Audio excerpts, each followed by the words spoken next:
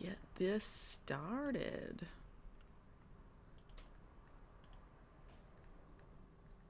Okay, good. I see that it's live. Live chat.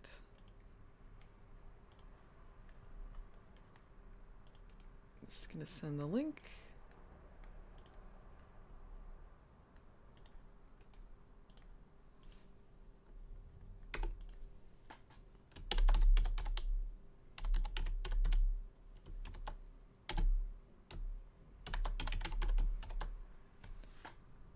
Hello, people in the chat. Are there people in the chat? I see people, I see there's 6 people watching. I'm just posting the link. Hey, Joey Jojo, Sibylla Scribbles. Sabia Scribbles? I don't know. Hi everyone. Just, yeah, YouTube changed something, so I have to post the link afterwards, because I don't know how to access a normal-ass link to a live YouTube stream until it's live. So I was just posting about it there. Hey everyone.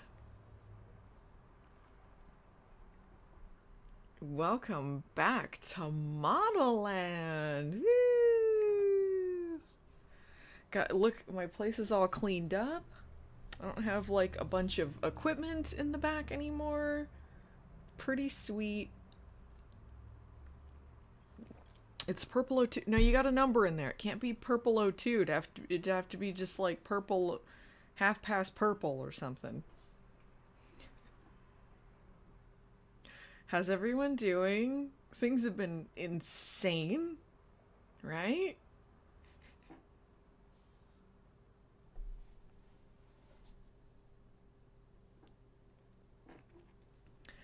So, yeah, sorry about... Oh, thank you, Samir. I missed all of you hot queens, too. So, sorry about... I said last month. Technically, it was the end of November. Yeah, I set up a live stream. I was gonna do one, and then, like, a personal thing came up. So, I've been kind of, like, in a shitty situation where it's been kind of difficult to record or do anything. But that's cleared up now.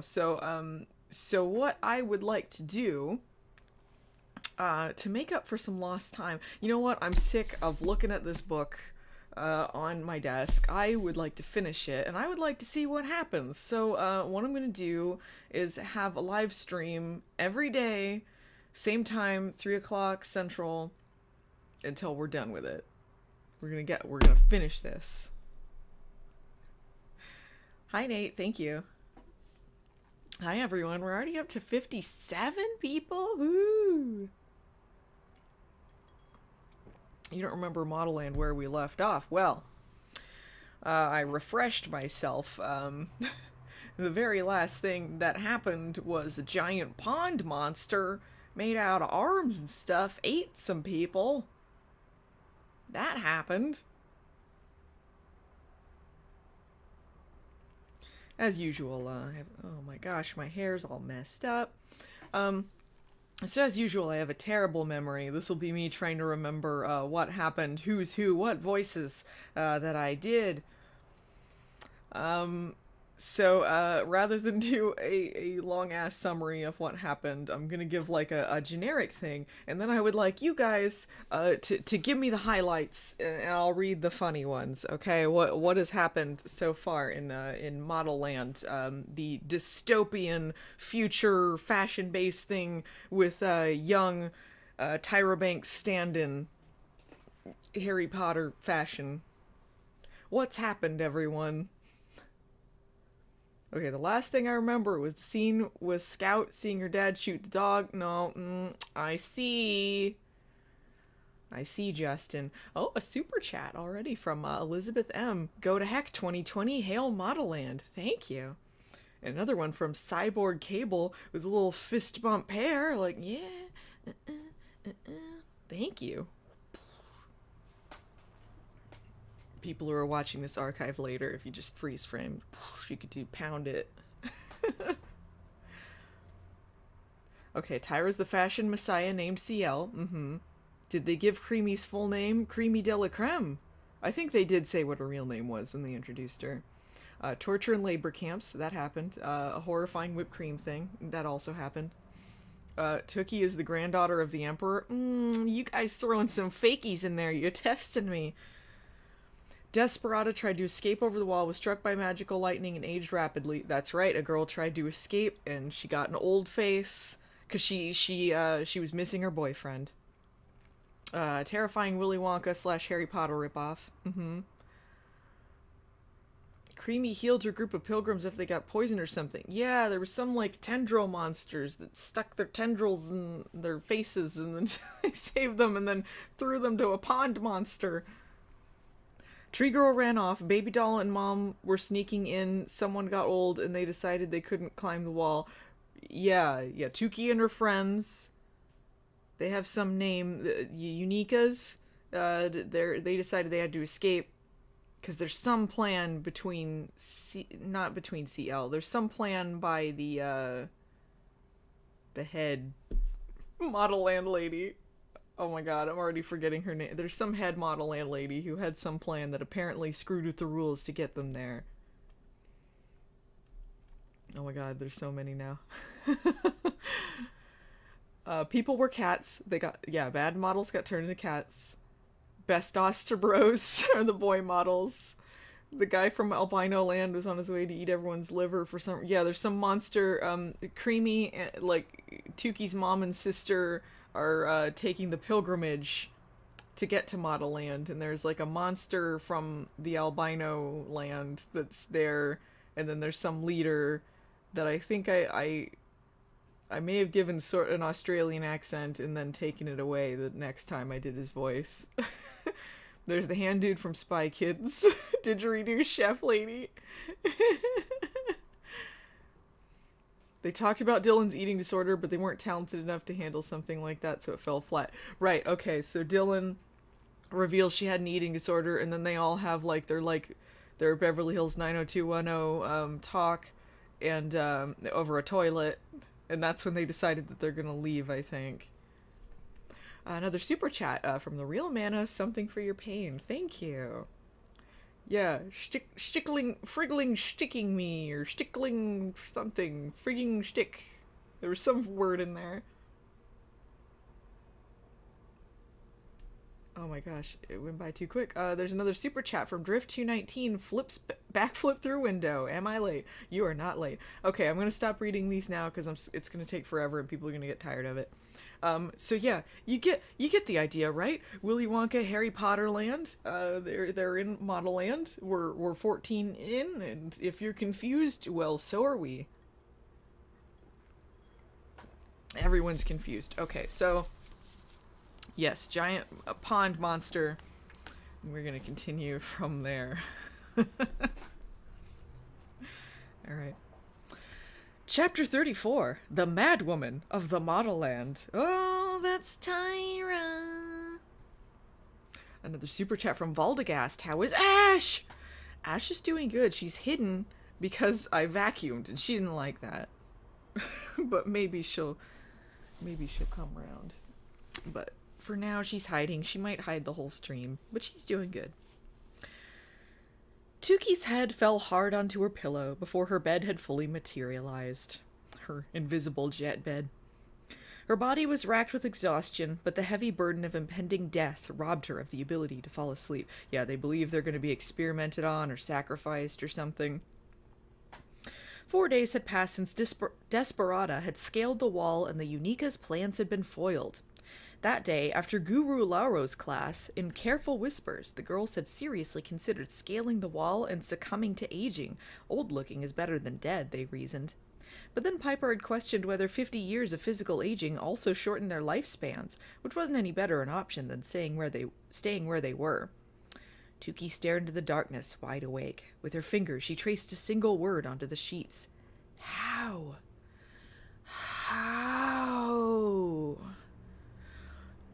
WCW.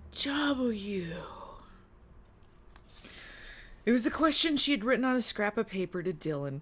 then Shiraz, then Piper in a runaway class. This is so far. Okay, Tukey was elected the leader of Dumbledore's army here. And so far, the only plan she's come up with is no plan. She's tried nothing and she's all out of ideas. She just said, like, maybe we'll scale the wall. And they're like, that's a bad idea. And then she's just written notes saying how to them. Like, you're the leader, dude. Tukey's bad at this. While dodging Guru Gennaro's gaze, Piper had tirelessly drawn 15 different diagrams of the Modelland grounds, but they all led to dead ends. How will they choose to torture us? Burning, drowning, boiling, stoning, strangling, sawing, scalping? This book is so violent. This movie. She wants it to be a movie. As Allison lies on her bed at night thinking of Modelland, she traces "Y" onto her pillow. Another super chat from Cameron Stone. They tried nothing and they're all out of ideas. Yeah. Tried nothing and we're all out of ideas. I did have a Modelland dream. I don't think I told you guys about that. I had a dream. I was in a class and Tyra Banks was the teacher. And it wasn't a class about Modelland. I don't know what the class was. But she kept like trying to get us to watch her like miniseries movie or whatever that was like 9 hours long that was Modelland. And then she puts it on and then I fell asleep in the dream, double sleep. And then I woke up and it was still on and it was like at night and she's like, yeah, you guys all agreed that you would stay late to finish watching this. And we all knew it was bullshit. We were so mad and so we left and we're all trying to find rides home. That dream, Tyra, trying to trick us. So don't take a Modelland, non-Modelland class. And don't fall for her MLN scheme selling makeup. That one's real. All right. How can I get my friends out of here? The moonlight on the ceiling intensified and the stars in the Modelland sky had come out to play. As they had every night since the girls had been there, Kamalani's and Zarpessa's lumieres shone magically on their faces. The luminescence displayed their exquisite features and dewy skin. A scream echoed through the room, making all of Tukey's nerves snap. Was it CL attacking Shiraz? Tukey bolted upright. Another super chat from AB. Hello, love your channel. I had a dream that my sister and I went to Modelland and everyone made fun of us because our names weren't stupid enough. That's amazing. Thank you. See, we're all having Modelland dreams. It gets in your head.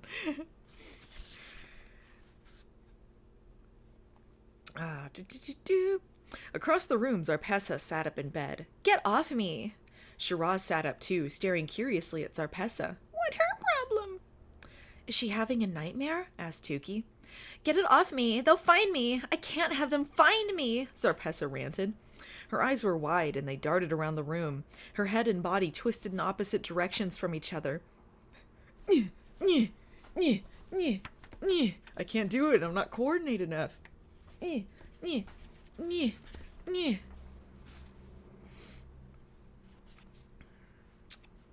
Her head and body twisted in opposite directions from each other. Her feet were taking her to parts of the room where her eyes weren't looking. Her feet were taking her to parts of the room where her eyes weren't looking? Her arms flapped. The Lumiere darted right in step with her like a police helicopter searchlight looking for a perpetrator.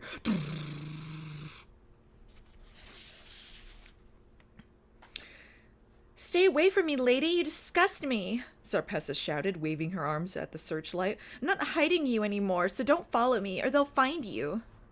Tukey blinked hard. What was Zarpessa dreaming about? Zarpessa jumped in the air and swatted at her Lumiere. Stop it, you hear me? Then she turned her crazed eyes locked on Tukey's mismatched ones. Her mismatched eyes. She stomped up to Tukey and yanked hard on her nightgown. I saw this dress first, damn it, and I will wear it on the day of discovery. The dress, the yellow dress she fought over with Lizzie. Was Zarpessa dreaming about that? Zarpessa tramped up next to Shiraz. If you'd let Poppy handle everything, we wouldn't be in this mess. Poppy handle everything? Tuki's skin prickled. Was Poppy Zarpessa's father? Poppy! Papa! Poppy! Did you handle this, Papa? Zarpessa's body began contorting again and bouncing around the room. Tuki felt a sudden temptation to rush over to Zarpessa, wrap her in her arms, and soothe her, like she had done with Desperata. The feeling quickly abated. Poppy, no. Poppi, silly. Poppy, Papa. Nope, I just can't. Zarpessa ran out of the room and down the hallway. Her Lumiere stalked her hungrily around the corner, as if it were an anaconda in the rainforest that hadn't eaten in 2 months. Tuki and Shiraz ran into the hall, leaving Kamalani sleeping peacefully, comforted by her headbanger. Other girls were now awake in the hallway, including Dylan and Piper. "Now I'm presenting Zarpessa Ziriano as the Madwoman of the Modelland," Shiraz blurted out, running down the hall after her, erupting into giggles. Our main characters are kind of mean, too. "Well, I guess we found out what the double D's in Modelland stand for," Dylan joked to Bibiana. "LL for Looney Lumiere." Dylan, you're the worst. Zarpessa had moved to the kitchen, zeroing in on the bank of refrigerator drawers that housed various Modelland munchies. "The Lumiere can't follow me in here, and neither can that stupid lady. Come on, Poppy, protect us from her. Get out of the light. It can't find us in here." But Zarpessa's snake-like Lumiere illuminated her face in the uncommon room. The uncommon room. The light, which still seemed to be coming from her bed, was bending perfectly around every corner and coming down hard on Zarpessa. Zarpessa squeezed into the refrigerator, ripping open a package of munchies. There is a package of monkeys. It wouldn't seem that weird for this book. "I'm so hungry, Poppy. It's 6 p.m. Time for dumpster dive dinner. I'm starving." Do homeless people or poor people, whoever eats from dumpsters, call it dumpster dive dinner? Like, they don't need to specify. Another super chat from the Real Manos. They don't need to make a Modelland film while the apple exists. Yeah, it seems pretty crazy. Thank you.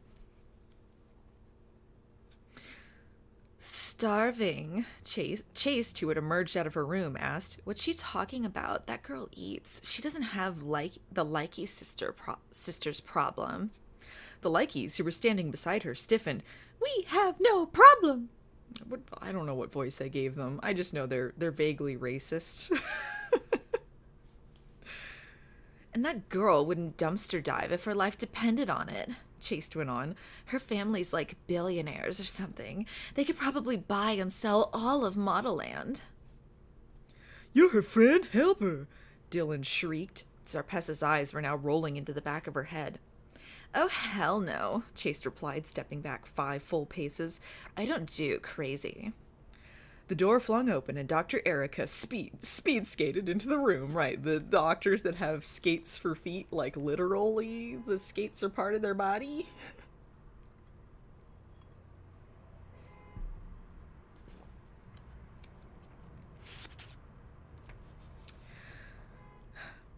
"What's going on here?" she demanded.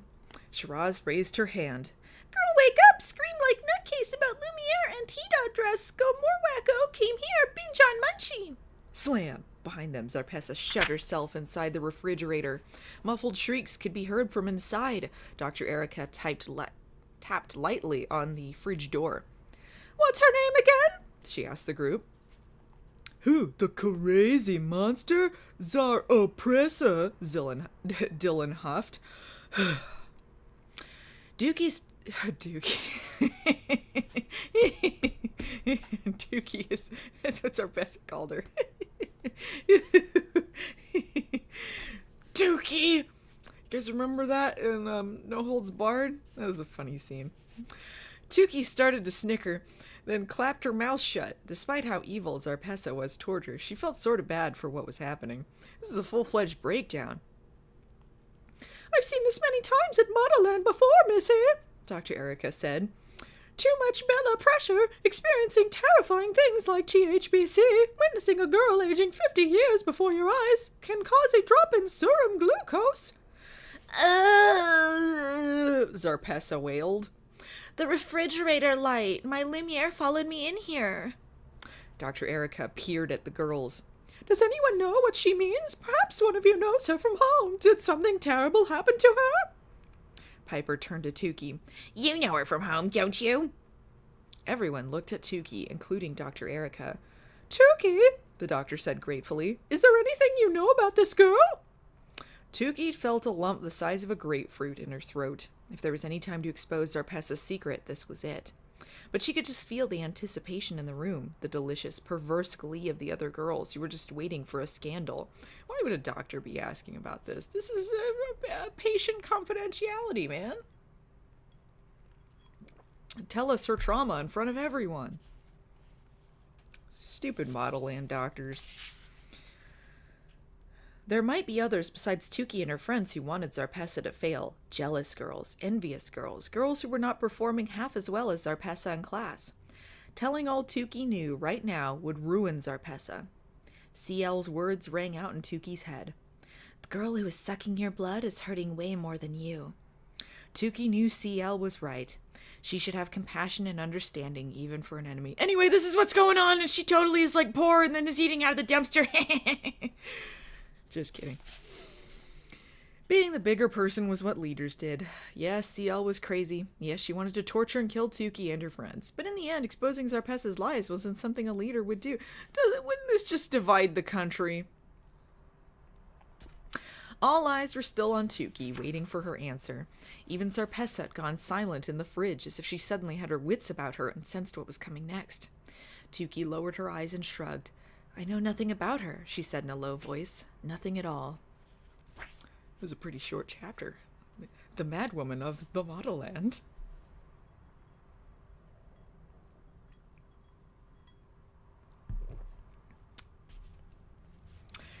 Chapter 35, Deco. The morning sun blazed brightly, but to Tukey it felt as if the sky were covered with angry storm clouds. She wasn't in her bed this morning, Tukey said to her friends as they gathered in the uncommon room. She's probably still in the feds, Dylan whispered, given a Tsar Oppressa madwoman of Modelland performance. I bet they put her mean butt in some wild animal restraints. What I wouldn't give for a Kara picture of that. Piper, who was watching them from the windowsill, the filtered light backlighting her face, sighed. She did appear to be a danger to herself and others. Not like my baby. I'm not gonna bind his powers. He's just gonna, kill people with dragons. But what are you gonna do? After Tukey had denied knowing anything about Zarpessa's past, the rest of the evening had gone by in a blur. Dr. Erica had finally managed to wrench the refrigerator open and drag Zarpessa out. The girl had been kicking and screaming about peanut butter, her eyes wild, still tangled in a dream. It had taken several security guards to carry her out the door.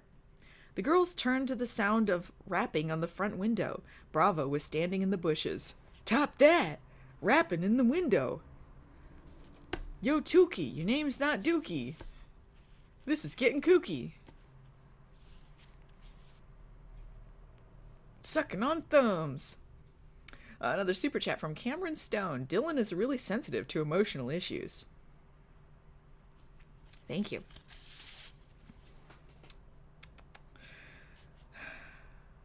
Alright, Bravo is standing by the bushes. Hello, my favorite Bella, he called to Tukey, his voice muffled through the glass. Dylan grabbed Tukey's wrist and squeezed. Shiraz swooned. Even Piper looked flustered and flushed. Bravo was looking more dapper than ever. Dapper! Dressed in spit-polished boots, a uniform similar to testosterone everyday wear, but made of finer material, and a cape-like coat with padded shoulders and 6 pockets running up the front. Well, it sounds stupid. Tukey opened the window so he could climb in. Dylan caught her arm. Girl, you know we're not allowed to have boys in the D, she whispered in Tukey's ear. Man, I hope Dylan and Bravo never talk, because their voices are really similar. Especially not fine, sexy tenders like Bravo. Sexy tender? He's a tender? Is Bravo a himbo? I don't know. I mean, I guess. I guess he respects women.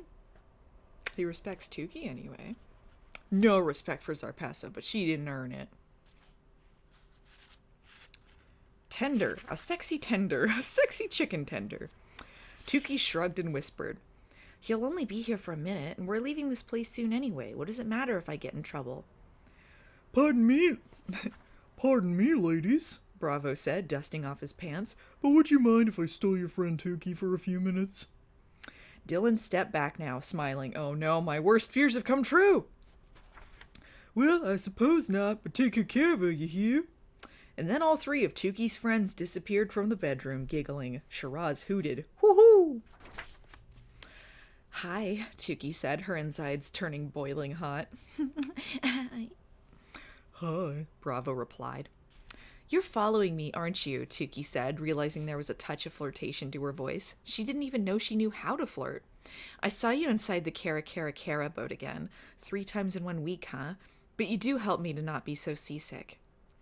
"Really? Well, yeah, if you want me to be completely honest, I am following you. And I am glad you're not seasick anymore."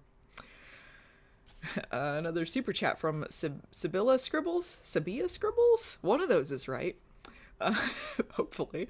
Sexy chicken tender. Thank you. Thank you for paying $5 to say sexy chicken tender.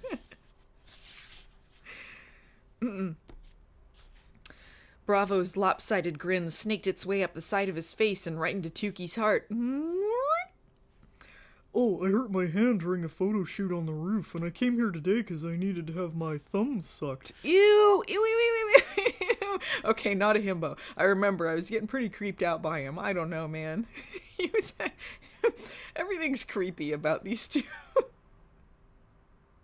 Yeah, fat grandma. "Did someone ask for chicken tenders?" "That wasn't nice," Tukey said, blushing. "Oh no, it was." Am I doing Bravo's voice even remotely close? I just know it was super deep. That's all I remember.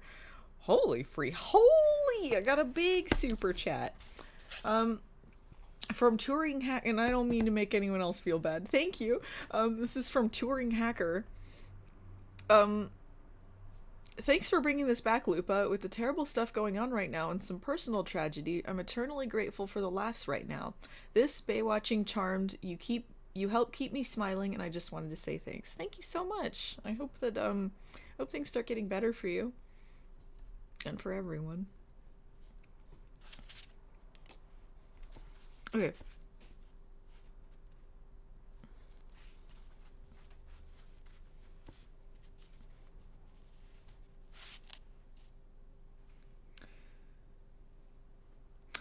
Oh no, it was. Bravo was the one to swoon this time. It really was. They were silent for a moment, then Tukey swallowed. "So why are you stalking me? I mean, we've had a few nice conversations, but what do you really know about me?" "Well, let me see." Bravo paused as if he was trying to recall a list. "You ate chocolate with a vengeance. You're always hungry. You appreciate things that aren't conventional." "Correct. And how do you know that?" "The friends you keep, that unusual flower you wear, it holds tasty things." Huh? Huh? He's talking about the flower that she wears to hide the Ta'uki button from that weird guy she was creeping on before? He says it holds tasty things?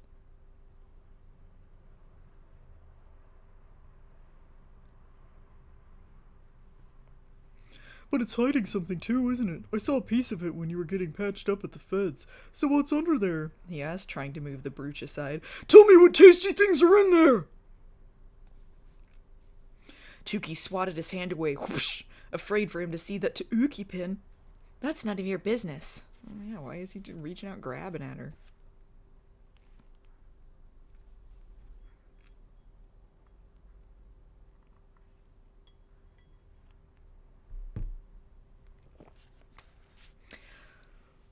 "Well, it's right over my heart."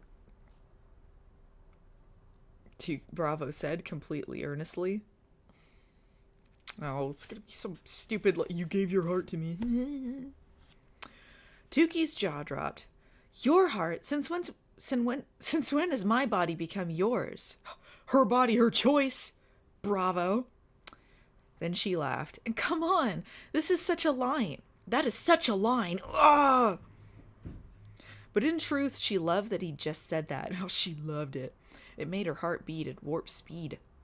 Bravo smiled sincerely. You're a good girl, Tuki, and I respect you. I guess it's just wishful thinking, the wanting your heart thing.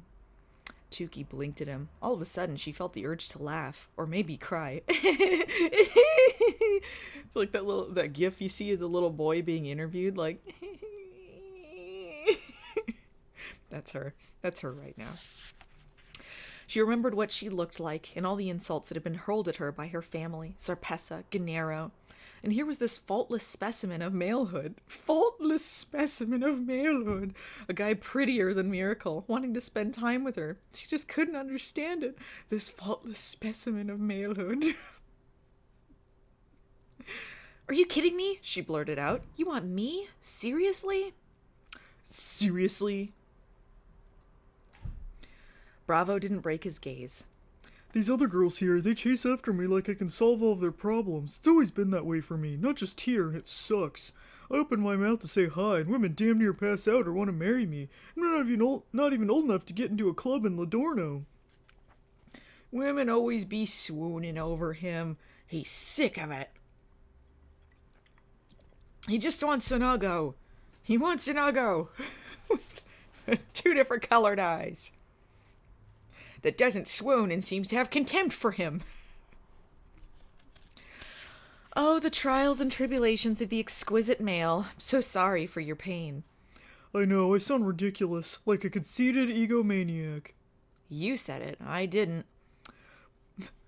Tyra's like, oh, I'm tired of these egotistical people talking about how beautiful, and they don't see the real person they are inside. She's tired of people like that. Making it all about themselves. People swooning all over them. What a trial. Pretty people don't have trials, says Tyra Banks, supermodel.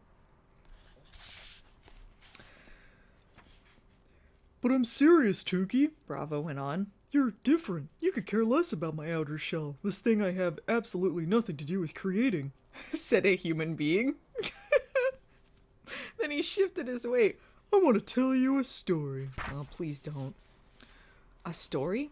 Yeah, about somebody I know. Will you listen? Of course. Who doesn't love a good story? The someone he knows is him.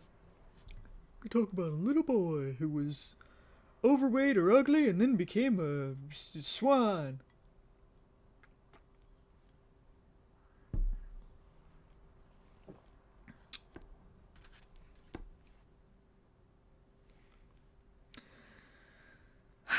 Of course, who doesn't love a good story? Man, oh man, where do I start? He shoved his hands deep into his coat pockets, exhaled deeply, and then said, first, a super chat from Milena Kiss. Time for backstory. Thank you. All right. Okay, here goes. More than anything, a little boy named Deco. Oh, Deco is Bravo, isn't it? A little boy named Deco wanted to be an architect. When he was 6 years old... Deco? Like Art Deco? Come on, you stupid. Little boy named Deco wanted to be an architect. His name was Mitch Buchanan.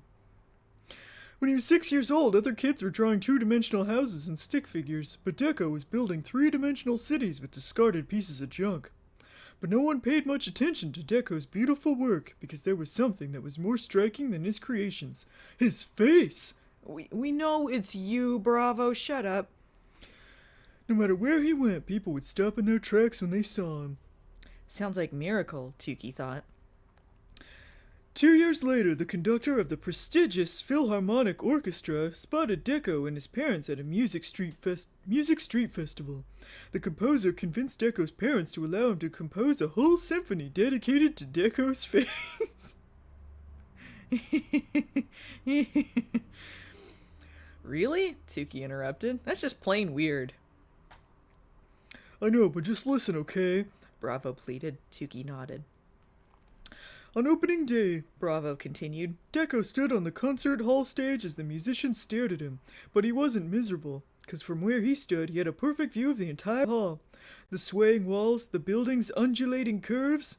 He was transfixed by the scale and scope of the place and how, if given the chance, he would design it differently. He resketched and redesigned the place, all within the confines of his 8 years young head.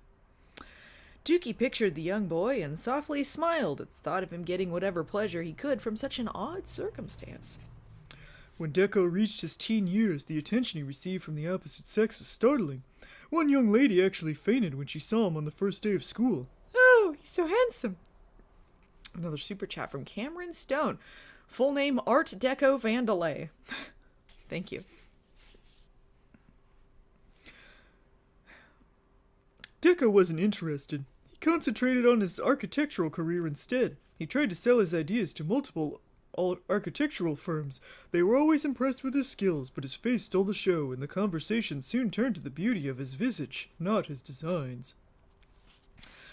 So what happens to a child whose true gift is ignored, forgotten, looked over? What becomes of a boy people don't listen to, only stare at?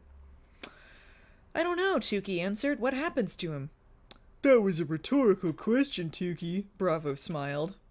Deco had been approached countless times to attend Bestosterone, but the very idea turned his stomach. One day he overheard a conversation between his heroes, two leading architects. As you do, he was wandering around and he saw two architects that were his heroes and he overheard their conversation. The hero architects. The men spoke in hushed tones about the rumored gravity-defying stupendous architecture and design of Modelland. He went to Modelland for the architecture? And about how they were going to pilgrim up the mountain to view it up for themselves. Oh, they were going to go for months and risk life or death, something no one ever came back from, for the architecture. It was a real high-stakes, dangerous world of architecture. And about how they were going to pilgrim up the mountain to view it for themselves. Just 1 week later, Deco read a headline on the front page of his local newspaper about two missing architects. Oh, they did, okay. All that was found of them in the diabolical divide were their bloody, torn clothes and an architectural drafting kit. The media was stumped that two grown male architects had attempted to pilgrim a Modelland first. They speculated that the men had caught the first cases of the pilgrim plague for men.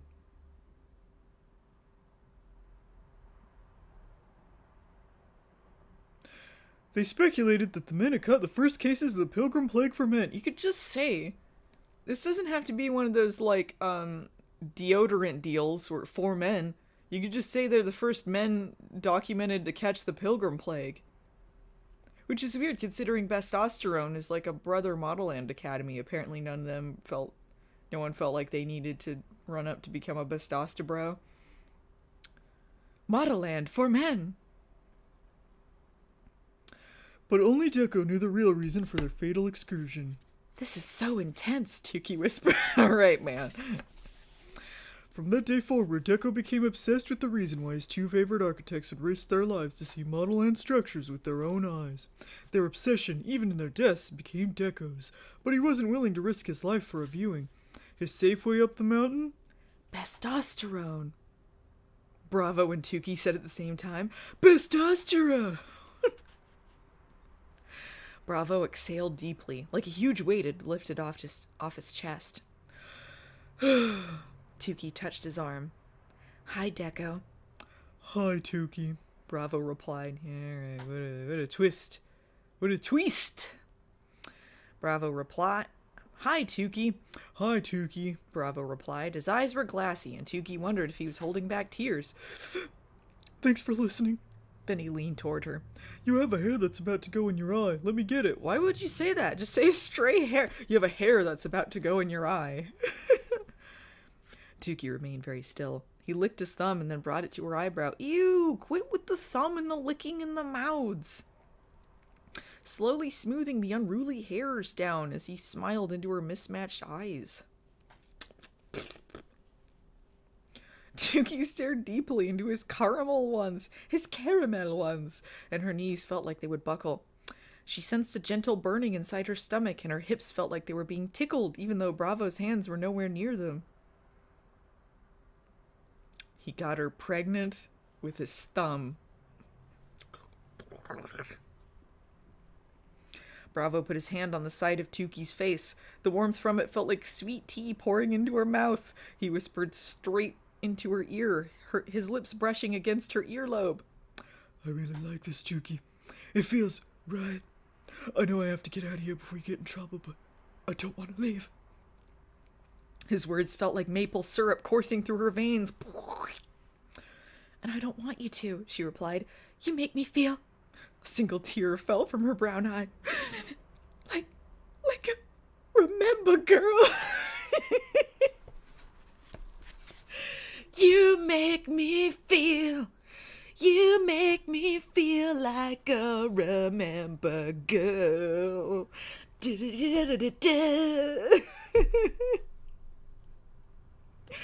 A super chat from Riff Chick. Me, a gay ace. Is this what straight people do? The straights done it again. Hey y'all, I don't want to get this personal, but y'all make me feel like a remember girl.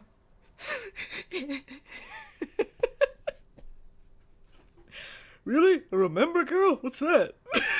What a touching moment this is. What I've always wanted to be is someone beautiful. You are beautiful, on the inside and the outside. Tuki wrinkled her nose and shook her head. Am I really beautiful?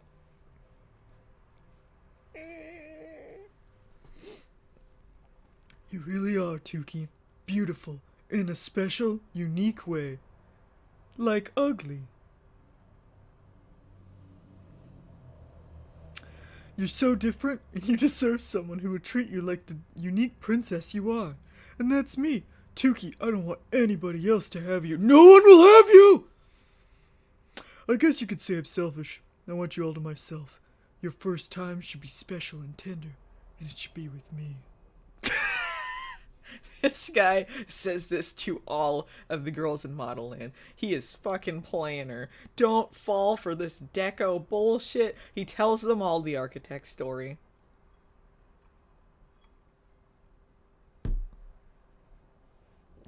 Creepo. That's awfully bold of you. Tuki pulled away from him. Ugh. I'm just getting to know you. You're claiming my first time already? Yes, Tuki, your first time. Your first kiss. Why would she mistake that for anything else? Idiot. Oh, sorry. I don't like this whole thing. This whole thing smacks of icky. Smacks of straight. Doesn't even smack of straight. This is just abusive. It's what it is. Controlling. Don't do it. This is not a relationship. Tuki's cheeks flushed. Her mind spun. He wants to be my first. Me? I think once you sucked on someone's thumb, kissing is like whatever.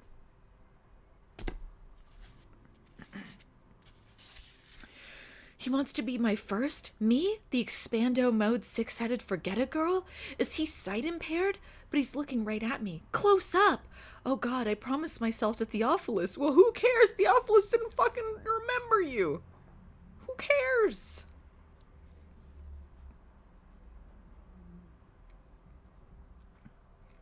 Oh god, I promised myself to Theophilus. Have you no loyalty, Tuki? She's creepy too. Then Tuki calmed down. You can be my first. Bravo ducked his head. I feel like a charity case. No. I didn't mean it like that. How's this? I want you to be my first. Really? Really. What about the being my girlfriend part? Being my lady. Tuki couldn't believe her ears. Yes, that part too. For real? For real, Bravo. They fell silent for a moment. Tuki ducked her head. I can't believe I'm about to say this, but I can't wait to lose my...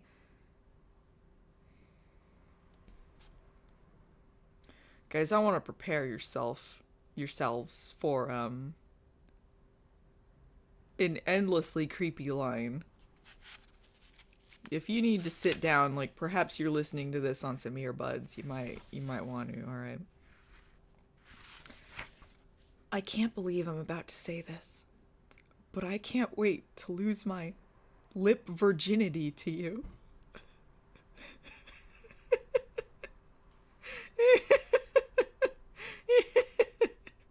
My lip virginity. I feel like I've gotten so dumb reading this. Someone in the chat called it lip virginity. You thought you were joking. No.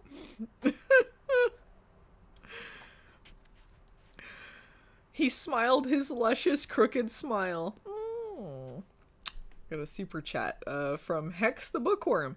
Why is it whenever I have to walk away for a bit, I run the risk of coming back in the middle of the Straits arcade are the Straits okay nonsense of eldritch horror? Sorry. Thank you.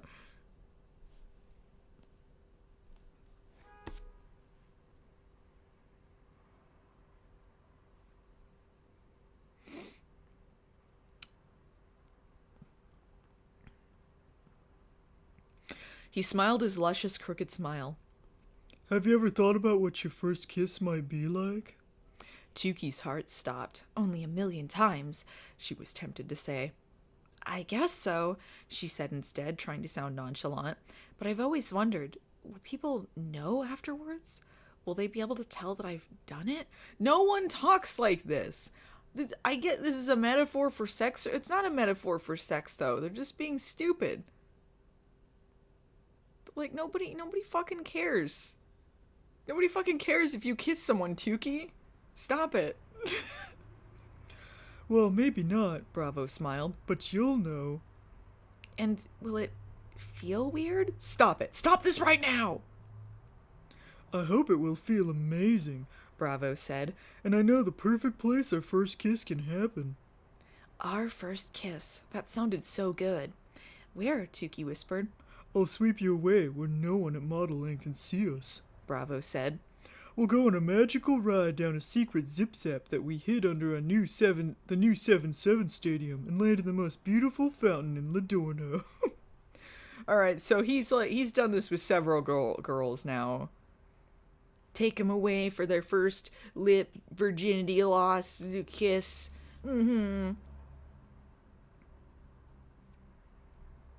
Tuki tried her hardest to keep her face tempered and non-reactive, but instead her stomach twisted. Bravo knew where the emergency exit to Ladorno was hidden. Oh, she's espionage. She's got to find out about this hidden secret zip-zap so that she can escape with her friends. Another super chat from Cameron Stone. The male ego is a disease. Thank you. The Tyra ego is a disease.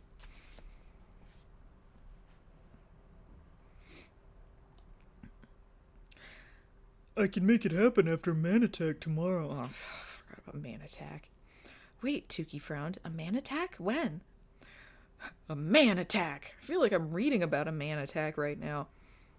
It's like a heart attack, but when, like, guys are being creepy. Oh, a man attack. There's super chat from David22. Has Modelland cured COVID? Also, Tuki will know. Thank you. Bravo looked caught. Bestosteros aren't supposed to tell any Bellas about the man attack challenge before it happens, but you're my lady now, so I don't think there's any harm. It's happening tomorrow. It's a big challenge. For us, it's to measure Bestostero and Toxibello potential. Only a few of us every 5 years or so have Intoxibello powers. Stupid. Bravo said. The man attack is an early indication in determining which of us boys just might have the magic touch. It's ridiculous if you ask me, but if participating allows me to build more Modelland buildings and to be around you every day, sign me up. Then he moved closer. You're one of the competitors, Tuki, but all Bellas and Bestosteros are going to watch. This is just cheating. Cheaty cheats. Another super chat from Michael Fields. What do you think of the Vampire Diaries / the originals or True Blood? Well, I can tell you I've only watched one of those. Actually, that's not true. I watched one episode of Vampire Diaries because it had Brandon Quinn in it, and I can't say... I mean, it wasn't very good, but it was... I hadn't seen the rest of it, so I have no idea. True Blood I watched for a while. I think I watched until, like, the reveal about Sookie, and then... Her name was Sookie, right? Suki Tuki? Yeah, I think like her big reveal happened. I just kind of trailed off. It, it was good for a while. I think it got kind of off the rails, but all right. Thank you. Thus concludes my short review of those things. Tuki's heart pounded harder and harder. You're one of the competitors. All Bella's watch. A secret zip-zap through the 7-7 stadium. This was the uniquest chance. Maybe their only chance. Tuki cleared her throat. Bravo? Can you show me where the secret zip-zap is? He blinked innocently. Before we go tomorrow? Why? Tuki swallowed hard. She couldn't look him in the eyes and blatantly lie, so she stared at his chipped nails and its nails instead. So she's like, we'll be boyfriend and girlfriend, then she's just gonna leave? Tuki, can't be starting a relationship.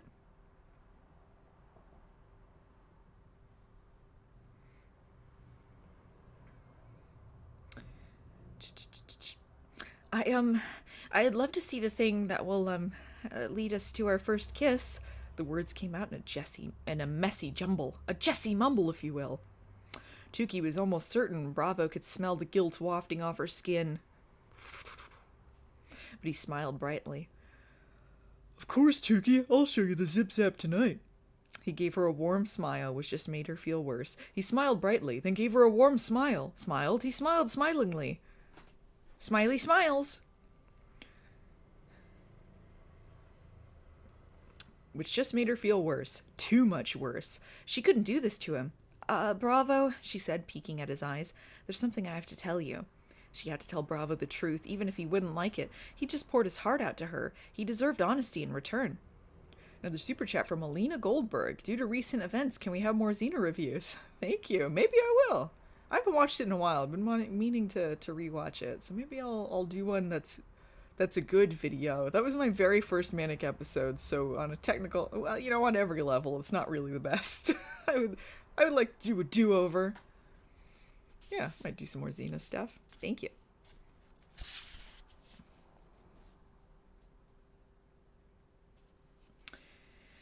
What is it? Bravo asked gently. There was so much of Bravo talking. I don't like doing this deep voice all the time. Tuki breathed in. It's about me and my friends. What the hell is a Bastostero doing in here? A voice boomed through the door, interrupting them. Suddenly, CL appeared. The Unikas tumbled in after her. CL's eyes were on Bravo, and her face was bright red. Get out! She screamed at him. Then she glared at Tuki. Do you know what happens to girls like you who break the rules? Do you know how much I want to kill you right now? I want to kill you! Who put your name in the goblet of fire? Did you put your name in the goblet of fire, Harry Potter? Tuki Potter! Did you put your name in the goblet of fire? We were rooting for you, Tuki! CL raised her arms in the air, and fabric covered in fire shot from her fingertips. Well, that escalated quickly. Everyone screamed. CL advanced toward Tuki and Bravo, her shape shifting and twisting with the power of Chameleone.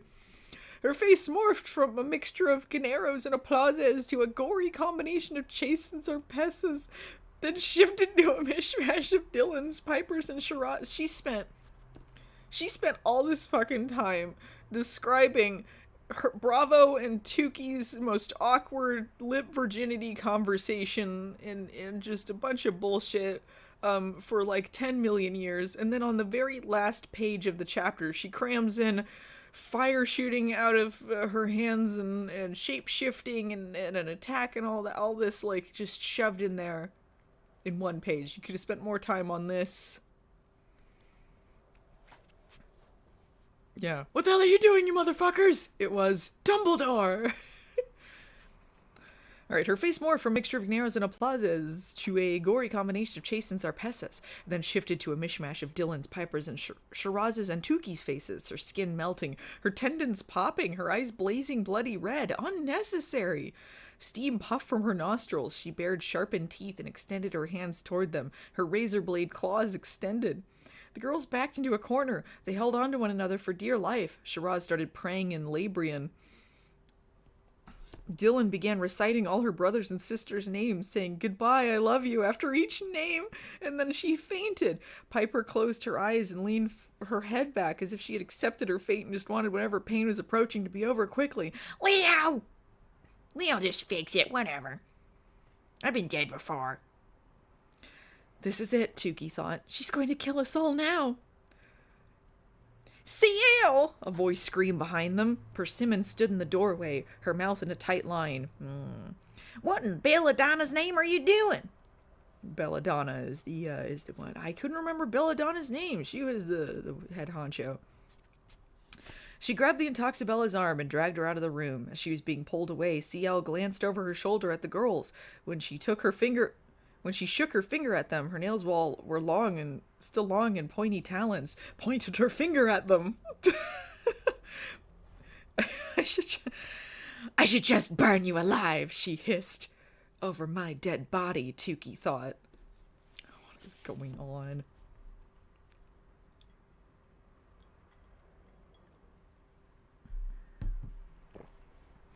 Chapter 36, All Hail Queen Creamy. Are we there yet, Creamy? Not yet, Miracle. Mrs. De La Creme answered wearily. Just lie back and relax, okay? It's hard to relax when I stink so bad. I know. The De La Creme women did smell. All the pilgrims smelled like a Peppertown sewer on its foulest of days. The body odor had gotten worse because of the intense physical labor they had all endured recently. Creamy had created her own mountain monarchy after the group had elevated her to the position of secret weapon to get them to Modelland. And Creamy, never known to let an opportunity wither, had leveraged that status to be elevated, quite literally. She had ordered the pilgrims to fashion a double sedan chair from scraps found on the divide, which they did to carry the De La Cremes up the mountain. How would they physically be able to do it at this point? They've been at it for months. Which they were doing. It was a small price to pay for Creamy's brave confrontation with the pond monster, after all. I don't know. Whatever these voices were, they ain't happening anymore. Remind me why we are hauling Queenie and Dopical. Miracle, Queenie and Dopical, real clever names. Lynn complained while trudging up a steep incline. The post from the throne-like chair digging into her shoulder. Kamada, was that the guide? Break requested, Creamy. I think he was Australian when I first introduced him, wasn't he? Break requested, Creamy. Kamada yelled. Creamy jutted her mud-caked chin in the air. Request approved. As they lowered the women to the ground, Creamy gazed up the mountain. The peak still seemed so far away. But ahead of them, the scenery changed radically. A lush garden of flowers no one in the group could identify greeted them. The aroma of the buds was almost overpowering. Strong citrus that stung their nostrils, and a sweet aroma of honey that made their eyes water. Miracle twirled around the floral bushes and deeply inhaled their scent.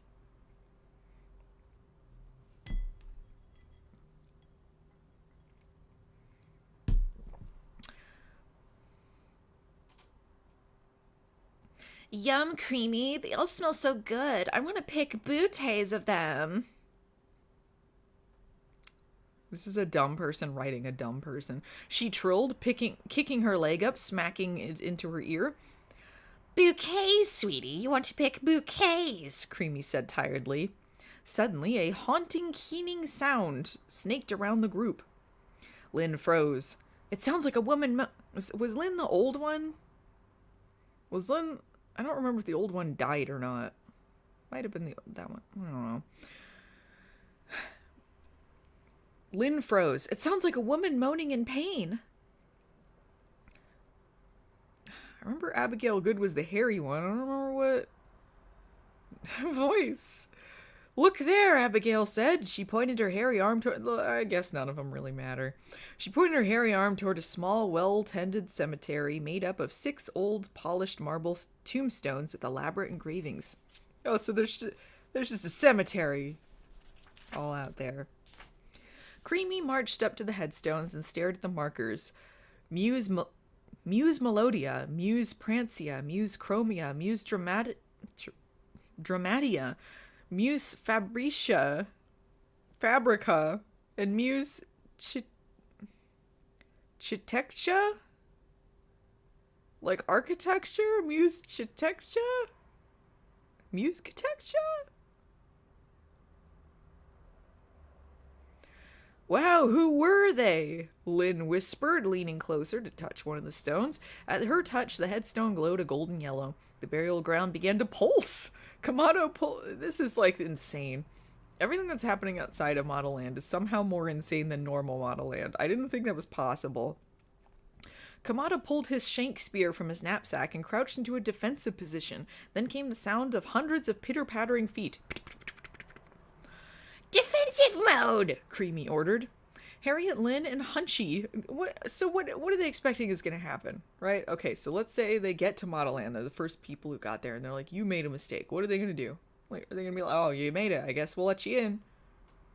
They think they're going to do a hostile takeover? Are they going to, like... It's like 6 emaciated, tired people? What are they...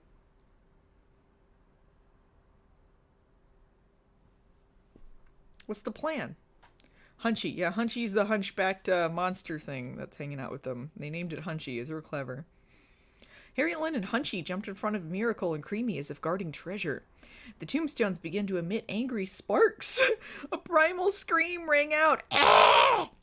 But it wasn't coming from the tombstones. It was Abigail. She was looking up the mountain toward Modelland.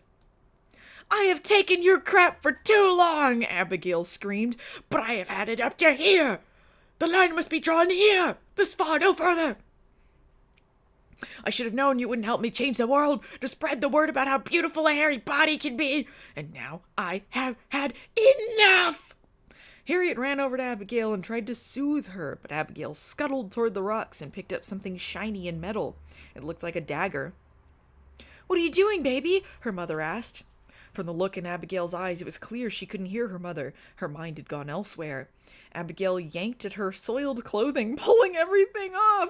She just gets naked to fight. This is stupid. She stood before the pilgrims, stark naked. She gripped the shiny dagger. Abby, baby, Harriet pleaded, please don't hurt yourself. We can change the world, get them to accept our kind. All of this is just to get people to accept that hairy bodies are fine? What is the point? What is the point? Does she look like Robin Williams when she takes her clothes off? What's going on? Abigail brought the knife to her chest. What? Oh no, seppuku! No! Seppuku? I don't know how to pronounce it. Oh my god. Abigail brought the knife to her chest. No! Harriet screamed, but instead of impaling her body with the weapon, Abigail began to scrape her body. Okay, some self-harm going on. Just a heads up. She began to scrape her body with it. A tuft of thick underarm hair tumbled to the ground. Oh, what?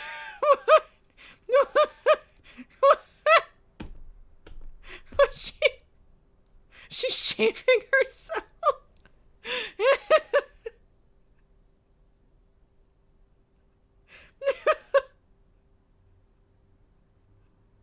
She is taking a stand. A tuft of thick underarm hair tumbled to the ground. With lightning speed, Abigail shaved her sideburns, her arms, her most private parts. Oh my god, she's shaving a knife in her hoo-ha. No, don't do that. That'd be dangerous, yo. If she apparently has never shaved in her life, or not shaved in a long time, she's gonna get razor burn. If she doesn't cut herself, you can't just go from that to a straight razor. What the hell is going on? And then her legs. She finished by removing all the knee-length black hair from her head. Every trace of her hair, eyebrows included, was gone and lay in clumps at her feet. So they all sat there and watched as she shaved her entire body. Like, how many hours were they sitting there like, we just can't do nothing? What was going on with the graves and all that at the same time? What? Like, if she was super fast, she's gonna hurt herself. What's going on? Why? Harriet wailed. That's what I'm asking. She could barely stand. Lynn held her upright. Mom, I'm giving it all, minus the portions deemed inappropriate to hair for pitter-patter, Abigail said calmly. What? So they're gonna, like... Wait, so she shaved herself just to donate all of it except the, like, pubes to, like... She's gonna carry the hair stuff to, like, donate it? Like, why didn't you just do it when you got there? Like, you're gonna carry it around now? Now that she was completely without hair, the group could see that the Abigail who had been hiding all along. Pretty. Hunchy slobbered, ogling Abigail. The organ eater was wrong, though. Abigail was not simply pretty. She was out of this world, breathtakingly beautiful. Oh, this is the moment where the girl takes off, like, her overalls and her glasses to reveal that she was traditionally attractive the whole time.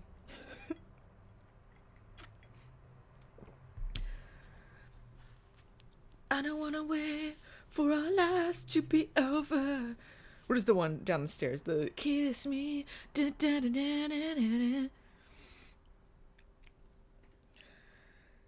Absolutely, undeniably, soul-stirringly stunning. Kamada smiled at her for the first time since the journey had begun. Creamy's expression, however, was the polar opposite of those of the rest of the crew. With Jessamine out of the way, Miracle had become the most stunning girl in the group. But now, with countless flicks of a makeshift razor, that was no longer the case. Creamy shot Abigail a jealous look of death. As the group continued to stare, the air filled with the sound of feet flitting toward them, and in the distance the source of the noise appeared. It was a spider-like creature 3 times the size of a Peppertown city bus. But instead of 8 legs, this creature had thousands, and the legs looked human, so they just went from an arm monster to a leg monster. Alright, but the originality is kind of gone there. Like, the novelty is worn off, Tyra. Now it's just stupid. They stuck out of the creature's body like the spikes of a porcupine. When the monster reared up, it revealed a soft, fleshy underbelly. There was an immense leech's sucker in the middle. Tiny but numerous, sharp toenail-shaped teeth rimmed the opening, and then it's time for Creamy to throw her to the pretty Abigail to the leg monster. Oh my, Creamy said, showing a hint of fear for the very first time. It's some sort of leg leech. Abigail screamed. Eh! We should run, Harriet screamed. Hunchy howled. Oh! Strangely, Lynn heckled the monster. I should have dragged my Oh, yeah, she is the old one. All right, I got kind of a voice. I should have dragged my cheating husband up here. He is a leg man, after all. He would love you, and the leggy ones always want to take your husband. The leg leech glared up at the group. Then it extended 2 of the legs on its body so that they stuck out farther than the multitudes of others and clicked them together. Clicked its feet together. What's it doing? Kamada whimpered, standing behind Creamy for protection. It's snapping its leg fingers, cried Miracle, and she started snapping in the same rhythm the creature was. The creature seemed almost delighted with Miracle. It turned to the others, and they all started snapping too. Finally, the creature looked at Lynn, who wasn't snapping. It waited. Huh? Lynn looked confused. Hurry up, shouted Miracle. Snap your fingers like me, Lynn. But she can't snap, no! I can't snap. It's a little known fact about me. I can't snap.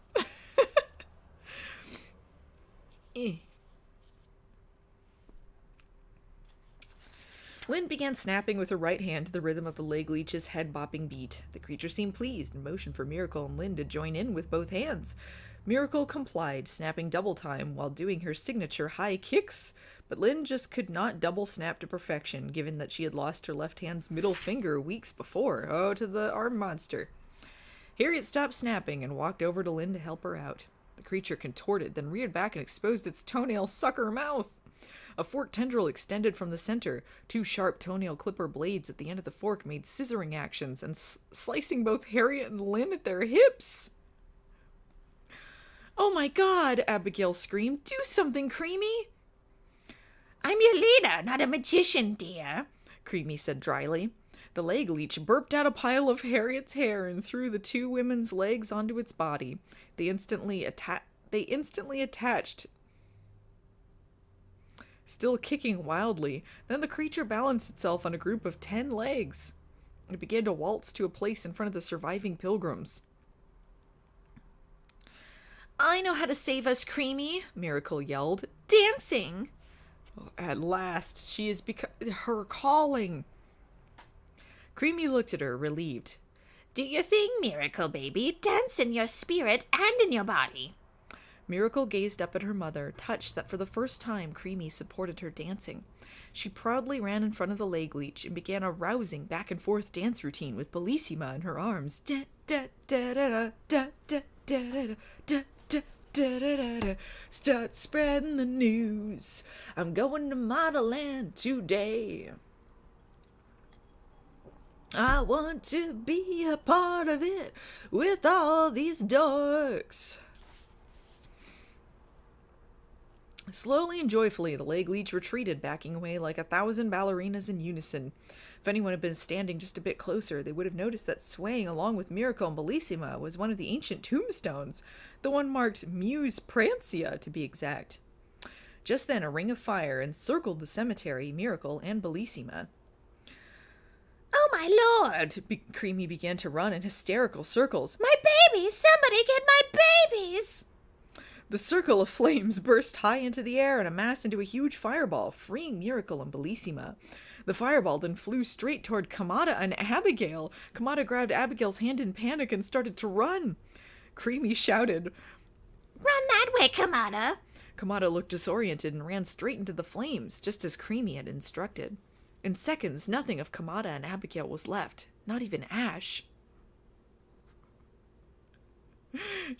Well, so much for them. I won't have to remember any of the voices because they're going to be dead. All right, so Kamada and Abigail, done. They're dead. Ah, the beauty balance is restored, Creamy said under her breath. Miracle stood in shock. Oh my god, oh my god, oh my god. Creamy walked over and slapped Miracle hard across both cheeks. We did not come all this way for you to lose your damn mind. Look at Bellissima. She is handling this so much better than you. Pull it together and let's go. What lesson are we meant to learn from any of this? Nothing. It's just a bunch of stuff that happened. Okay, Creamy, Miracle whimpered, but as her mother turned her back, Miracle took her shank and sliced Bellissima's plastic flesh down her hard back. As Creamy, even Bellissima's not making it out alive. As Creamy, Miracle, Bellissima, and Hunchy, the last 4 surviving pilgrims, traipsed through the field, Miracle began to stare at something in the distance. Ooh, look at the pretty lights. A terrified scowl appeared on Creamy's face. Those aren't lights, idiots. Those are fireballs. 4 fireballs raged toward the group, one for each of them. Even Bellissima has a fireball. So the only ones left are those 4? Including the doll? So there's just 3 of them left? 4 fireballs raged toward the group, one for each of them, even Bellissima. Miracle and Creamy ran away, and Hunchy ran the other. The fireballs landed, throwing massive sparks everywhere. And then, silence. After a few minutes, Hunchy opened his eyes. He wiggled his toes, moved his fingers. He was still alive. He called out, waiting for Creamy's answer, but none came. Hunchy jumped up from the mud and shook himself off. All that running and dodging had worked up his appetite. He followed the sweet scent of blood orange, but of the not of blood orange. Excuse me. He followed the sweet scent not of blood orange, but of the pancreas and thymus glands that lived within one particular platinum-headed Unica, and he resumed his trek to Modelland. Alone. The whole group fell apart.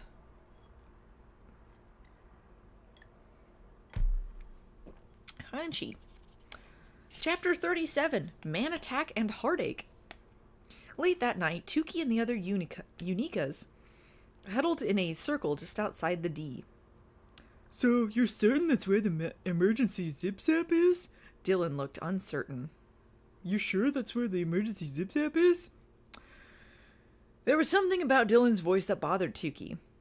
For the 10th time, Dylan, yes. Bravo took me there to see it. I don't know how many times I have to repeat myself. I saw the zip-zap with my own eyes. And it's not far from the Orb Arena, where Man Attack is happening now. The Orb Arena. Just putting 2 words into 1 word doesn't make it a good name.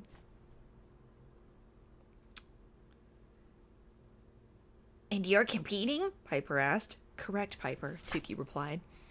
Then you leave with Pretty Boy after Man Attack without Unikas? Shiraz sighed. No, I can't do that, Tukey said sharply, feeling a rush of nausea as soon as she spoke. As much as she'd tried to tamp the feelings down, it was undeniable. She was in love. A love so deep, she never thought it could happen to her. But in order to survive, she would have to leave Bravo and Modelland forever. She sighed and looked at the Unikas. She didn't want to be in this life, love, or death situation, and yet she was.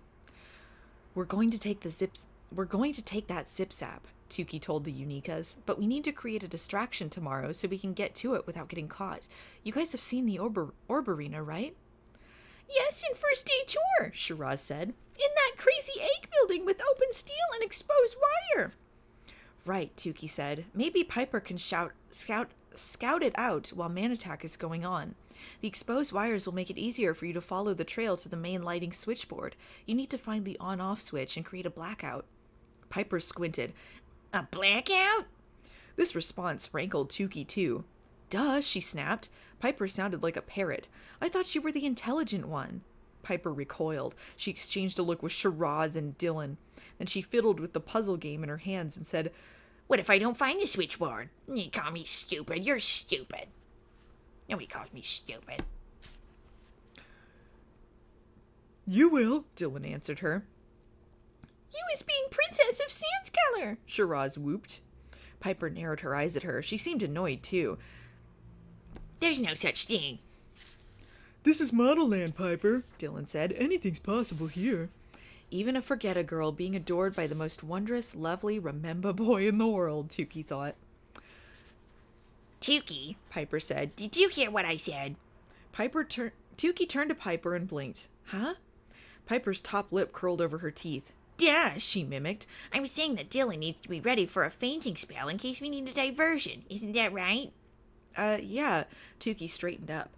And that's when you'll find the switch, Piper. And Shiraz, you'll be our natural night vision so we can find our way out. Then Shiraz peered at Tukey. I don't like this. This plan all goosey-loosey. Look, I'm doing my best here. Tukey gritted her teeth. You all elected me leader, so I'm leading. If you want someone else to lead, you shouldn't have picked me. It looks like someone's abusing their power, Belladonna. Oops, Tukey, Dylan muttered, rolling her eyes at Tukey so hard that only the white showed. She got her. I'll pretend I didn't hear that, Chaste. Oops, Dylan, Tukey retorted. Oh, the singers just keep coming. I don't like Unikas fighting, Shiraz told Dylan's and Tukey's hands and took Dylan's and Tukey's hands and made them touch. I don't want Mom and Dad to fight.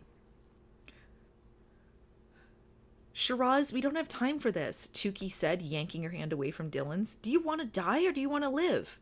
Live, I want. Then we have to be sharp. Shiraz wrapped her arm around Tukey's shoulder. You tense, no? Because of Bravo? Tukey snuck a peek at Shiraz, surprised that she had guessed her secret so easily. Instead of saying anything, Tukey let out a stifled sob. Tukey's face softened. She wrapped an arm around Tukey, too. Maybe he can come with us.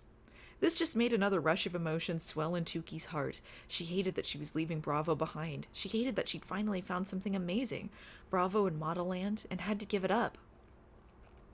But Tukey slowly shook her head and held back the tears she knew would render her a weak leader. No, this is it, girls. Bravo's in heaven here, surrounded by Modelland architecture, she said. He's living his dream. What we need to be focusing on for ourselves is not living a dream, but just living. Pure survival. We need to get out of this place before we are killed. It's as simple as that. Another super chat from Valdegast. Allison, will you play Tukey in the movie? No, that's whitewashing. Tyra will play Tukey, of course. That's who it was written for. Thank you, though. The next morning, Tukey stood in the bathroom mirror holding her toothbrush in her hand. Something seemed different that morning. No longer did the sight of her toothbrush make her feel a pang of rejection.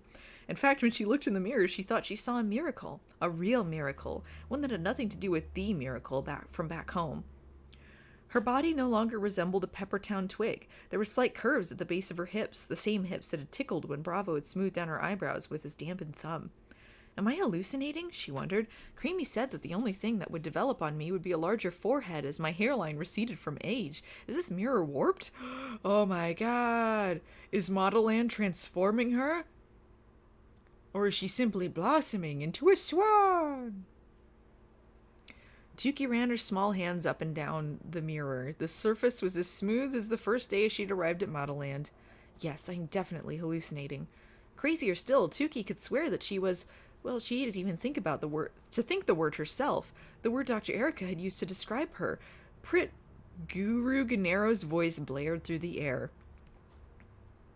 All you pure and prude Bellas, it's time to lose it. Your man attack virginity, I mean. Report... What? You can't just add virginity to things all the time. Report to the Orb Arena at once, and don't forget to bring protection. Elbow and knee pads, that is. He snickered lewdly. Every girl in the D seemed surprised except Dylan, Shiraz, Piper, and Tukey. Try to kick some testosterone prissy boy ass, Dylan whispered behind Tukey. Yes, Tukey, Piper added with a smirk. We'd appreciate departing this fantastic land with a victory under the Unica Centura belt. I'll try, Tukey whispered. Suddenly, she felt a presence behind her. When she turned, she saw CL standing in the middle of the bathroom, glaring at her. All the red, blue, and purple water spouting out of the holes in the mirrors came to an abrupt stop, as if even the liquid were terrified of CL's presence. Tukey said, taking 2 steps backward and hitting the sink behind her. CL stalked up to Tukey and grabbed her wrist. I'm here to collect... You can't have 2 people talking in the same paragraph. You can't... She has them talking in the same paragraph. You don't start with, Tukey said, and then have CL finish out the paragraph. It's not how you write. I'm here to collect you. You're one of the contestants for Man Attack today. CL yanked Tukey out of the bathroom and walked her down Beautification Boulevard. Banners for the 7-7 tournament, which would take place the next day, fluttered in the wind. With each step, Tukey considered the could-have-beens and if-onlys that would have meant a different experience at this magical place. I could have been free of all this dread and doom if only I'd been born looking like the miracle. Don't worry, CL said in a cackling voice. The torture won't last that long. It'll all be over in a flash. Tukey's mouth fell open. Was the sacrifice going to happen now? CL turned to Tukey as they walked. After Man Attack is over, you and your little friends better come straight to me. Tukey froze. There was no way in hell she was meeting CL. CL leaned closer. And if you don't find me, I'll find you. Luckily, they had reached the Orb Arena. A mannequin stepped out from a doorway. In here, she said, pushing Tukey up a staircase and into a smaller room through a door marked Bella Prep Zone. The Orb Arena loomed around her, a lattice of metal. Powerful spotlights ran along the outer frame, bouncing beams of artificial light off the structure and illuminating a long wooden plank that traversed the orb. Hundreds of seats were attached to the metal struts in the frame. The seats were empty now. Tukey wondered when the Unicas would arrive. As soon as they did, Piper would scout out the place for the switchboard. She'd report back to Shiraz, who would tell Dylan, and then Dylan would faint. Then, when Piper turned the lights out, Tukey would know to meet them at the southwest corner of the Orb Arena, and Shiraz's night vision would guide them to the 7-7 stadium where the Zip Zap was. Another super chat from J.H. Do more eps with Jack Packard. It was fantastic. Best wishes from Norway. Oh, thank you so much. I'd love to do more stuff with Jack. He's great. We filmed another thing in Wisconsin, but I don't know if it'll ever be released. But yeah, he's great. Thank you. Strip, the mannequin said. Tukey stared at her. Excuse me? Didn't you know? The mannequin's thin lips curved into a smirk. The man attack is performed in one's underwear. Quit getting these underage people into nothing. I don't like it. She pointed at the table. There was a stiff bra and panties set marked Tukey that was made with complicated strips of fabric. How do I put this on? Tukey asked helplessly. Figure it out, the mannequin said in a cold voice. The other contestants will be here shortly. Who else is competing? Tukey asked, but the mannequin had already marched away. Seconds later, 2 figures stepped through the door. Tukey's heart dropped. Chaste and Zarpessa. Zarpessa looked fresh and polished, nothing like the ragged wild girl who'd been caught in her very own personal loony Lumiere nightmare many nights before. This was the first time Tukey had seen her since the episode. She wondered if Zarpessa had spent the whole time in the feds. Zarpessa glanced over at Tukey, but her face didn't register irritation or malice. Neither a nasty look nor a wicked comment came. Wow, she's been reformed, Tukey thought. Are you okay? Tukey asked, walking over to her. She would never have had the courage to do that in Metopia, nor would she have wanted to.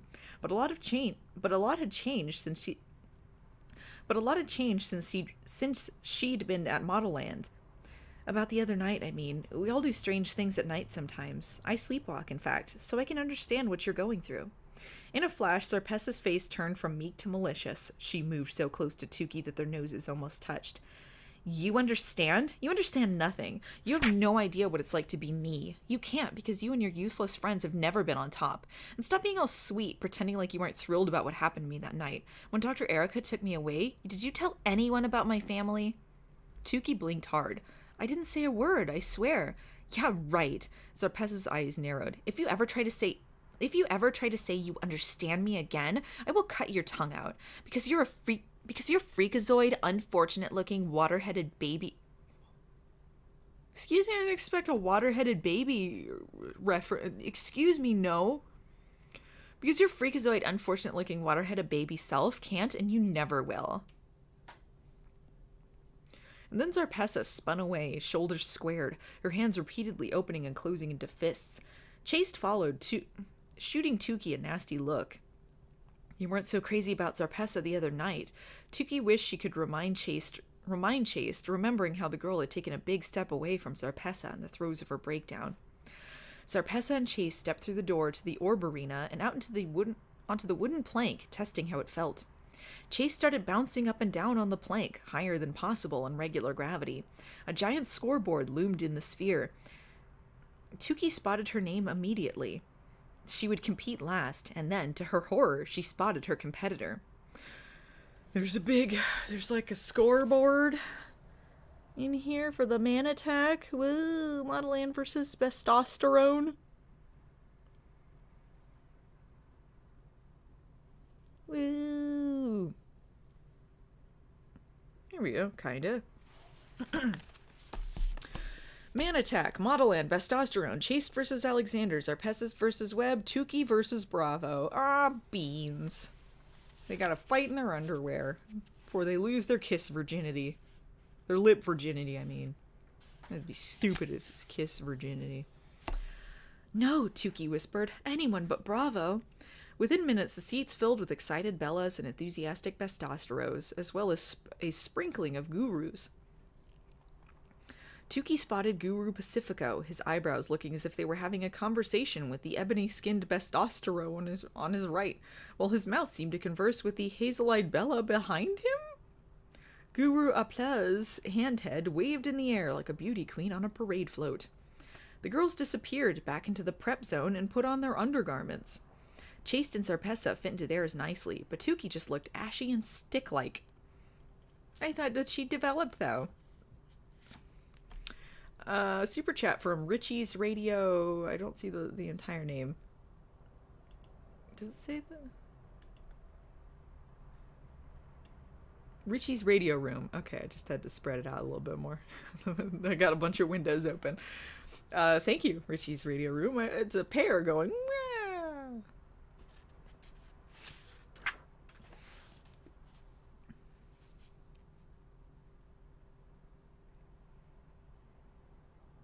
The girls disappeared back into the prep zone and put on their undergarments. Chaste and Zarpessa fit into theirs nicely, while Tukey just looked ashy and stick-like. Shoot, I'm going to have to escape in this lingerie, Tukey thought. She hated the idea of leaving through the zip-zap in just her skivvies. After they changed, Zarpessa, Chaste, and Tukey stepped out of the prep zone and were assaulted by a roar of rowdy crowd noise. Bellas had taken off their centauras and were using them as flags. And everyone, of course, was staring at the 6 scantily clad girls and boys, for the Bestosteros had donned couture briefs. Couture briefs! Made of strips of material like those of the girls' costumes. The briefs exposed slits of their buttocks and left bare all of their rippling muscles. Tukey peeked at Bravo. He looked so amazing and gorgeous, and she felt the urge to throw up. Blech. Welcome, pretty ladies, and even prettier gentlemen. Bienvenue? Bonvenue? I can't do French, I'm sorry. Bonvenue to Man Attack! Gennaro Nars's voice boomed from the sky. The crowd yelled and stomped their feet. Gennaro lowered into the Orberina, standing on top of a hovering podium shaped like the male and female gender symbols. Get it? Because Gennaro's androgynous. Oh, I guess also there's men and women fighting. I guess that's part of it too. Very 90s. It's been a while since the two sexes got to have a mix-up like tonight. I'm sure everyone's hormones are raging more than mine. Just then, Tukey spotted a flash of white hair between the steel beams. Piper! She was looking for the switch. She glanced at Bravo again, standing across the plank with Alexander and Webb, her eyes filled with tears. Nars continued. As it has been played for eons, there are 4 phases to Man Attack. Oh, and we're going to see them all in excruciating detail. First, the touch. Oh yes, contact, people. Between man and woman. Alright, guys, grow up. Second, wardrobe. But if you want, you... Oh, sorry, it's just still Nars talking. Second, wardrobe. But if you want, you can stay half nude. For the crowd, oh yes, indeed. But point deductions for the players. Third, maquillage. Makeup, that is. Foundation for the girls. Mandation for the boy. You don't have to call it mandation. It's not for men. The Pilgrim for men. Pilgrim Plague. Mandation instead of foundation. Mandation for the boys. Can someone get me some? My color is Ivory Sands, number 3. Oh, and watch out for those pesky explosives, lads and lasses. There's explosives! Lads and lasses. And fourth and finally, the snaps. The photo finish. Yes, we take pictures here because they last longer. Guyliner. Yeah, Guyliner is at least kind of funny, though. Bravo, I want to have your babies. We can start trying right here on that plank, right there on that plank, right now. A Bella behind applause shouted from the crowd. Another super chat from Samir Sela. American Gladiators or the Hunger Games? The Blunder Games. Thank you. A couple of Bestosteros whistled lasciviously. Tukey noticed Bravo trying to catch her eye down the plank, but she pointedly looked away. She thought she could avoid him today, escape without having to have a conversation. It would be easier that way, after all. Cleaner, fewer tears, less desire to stay. But now she had to battle him. Maybe Piper will find the switch before I have to go through with it, she thought. Maybe we'll get out of here before I have to face him. One more thing, Gennaro said, still balancing primly on the masculine and feminine symbol plank. Please, boys and girls, no strikes on the face or to the boys' neither nether regions. Pain of that kind is not beauty. Now on with the show. Oh yeah, don't hit their face, but everything else is okay. No face, no crotch. But you have to go in Mortal Kombat for modeling. Sure. Up first, Chased from Modelland and Alexander from Bestosterone. The rest of the competitors, return to your prep zones. The crowd roared again. This fucking gladiator shit. The crowd roared again, and Tukey and Zarpessa walked back into the girls' zone. A buzzer sounded, and Chase walked a few paces more out onto the plank on the Bella side. Alexander moved onto the plank from the Bestostero side. Chase stood seductively and stared at her opponent, giving him a full dose of her sexual power. Her Centura motioned seductively, looking like a beckoning finger. Look at you, girl, knowing the ropes, Gennaro said. Methinks somebody took part in the new civilian Modelland Man Attack summer program in Bignette. Chase posed sexily, hands in her hair, one toe pointed. She was truly a sight to behold. Tukey saw Alexander's knees buckle just slightly. Be warned, Alexander. Chased as Randy hard-up candy, Gennaro announced in falsetto. Oh, falsetto. Be warned, Alexander. Chased as Randy hard-up candy, Gennaro announced in falsetto. Listen up. Listen up. First theme, fitness battle. Yoga versus karate. This is stupid. I know I say this a lot. This is stupid. Yoga versus karate. You both have opened new businesses next door to each other. Who refuses to go bankrupt? Oh, this is Cobra Kai. Spoilers. Get ready for the touch. Suddenly there was a knock on the Bella Prep Zone door. Sarpessa turned and answered it. Oh, she chirped. Oh, she chirped, a welcoming grin on her face. Well, hello there. I don't think you're supposed to be in here, but... Tuki's heart flipped. It was Bravo. Bravo pushed past Sarpessa, barely noticing her. Tuki, isn't this incredible? He grabbed her hands. They put us together. I'm excited and nervous. Bravo turned to her. Sarpessa, right? Would you mind going out in the hall so I can speak with Tuki in private? Sarpessa looked like she was about to laugh. Really? Why? Bravo stared at her until a look of disbelief crossed her face. You can't be serious. She jutted a thumb at Tuki. Her? Yeah, her, Bravo said, clenching his jaw. And she has a name that I know you know. Sarpessa pushed through the door and slammed it hard. She saw them when they were in the hospital wing. Why is she all surprised now?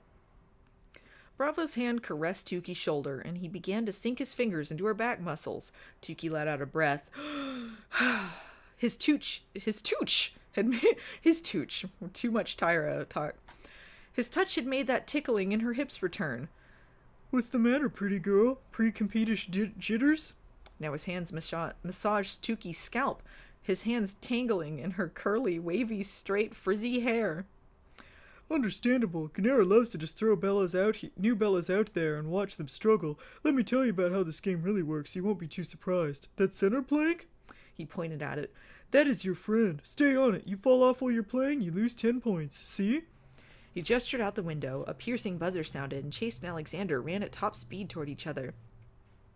When Chase was 5 feet in front of the boy, she grabbed Alexander and gave him a big, wet, sloppy kiss on the lips, and then pushed him off the plank. Alexander tumbled toward the ground, but seemed to land on an invisible trampoline, suddenly bouncing back into the air. Anti-gravity, Bravo explained. Much better than circus nets. They use anti-gravity for the kissing life or death plank. He pointed at Chase. Wow, she may be loose, but her game is tight. She may be loose, but her game is tight. We're just supposed to run at each other at full speed and just touch hands or something, minimum. By the way, that's not how I'm going to kiss you. Tuki's stomach churned like a blender on high. Bravo, she said in a tiny voice, I really need to tell you something. But Bravo didn't appear to hear her, explaining more of the challenge. Next, clothes come shooting out of those 3 holes in the struts. We're gonna see it anyway. Just describe it for a million years. He pointed to the places on the struts above the plank, to the left and right and center. We have to assemble a high fashion and on theme, don't forget, outfit from what's thrown at us. You have to think really fast. Chase and Alex will be trying to pick an outfit that matches their yoga/martial arts theme. As Alexander struggled to get back up onto the plank, 3 holes on the struts began firing clues at Chase.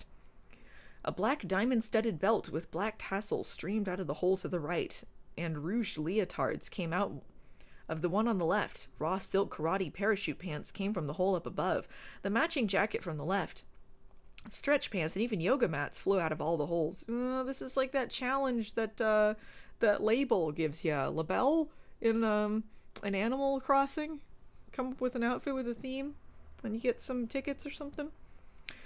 It quickly became clear that Chase had picked the part of karate instructor since she was putting on the white jacket and pants and was holding onto the black diamond-studded belt. As Alexander struggled to his feet, Chase hurled a mass of yoga clothing into his face. He had no choice but to assemble the feminine pieces into an outfit. Chase scores a point in my book, Gennaro commented, picking kick-ass over stretch-ass. Oh, God, this is going to be insufferable. Go back to the monsters and stuff. Bravo, Tuki pleaded. I need to... Hold up. Bravo tenderly squeezed her hand. Now it's time for the makeup phase. He's such an idiot. Controlling jerk. You don't need much, just a little cream-flavored gloss maybe, so I can taste it when we kiss. Then he pointed. You have to be careful of those makeup bombs, though. They're actually called Maki balls. Look! Makeup bombs? Is this like the makeup shotgun on The Simpsons? Just blast their face. Sure enough, red and blue balls appeared out of thin air. The red ones whizzed around Chase's face. She did 2 backwards cartwheels to catch 2. She rubbed a red one and shimmering pink powder appeared on her fingertips. Chase spread it over her cheeks. She threw a blue one at Alexander. Oil and flesh-colored ooze and black soot exploded onto his chest. Way to give the guy blue balls, honey, Gennaro crowed. How much longer is this chapter? Oh, this is gonna be terrible.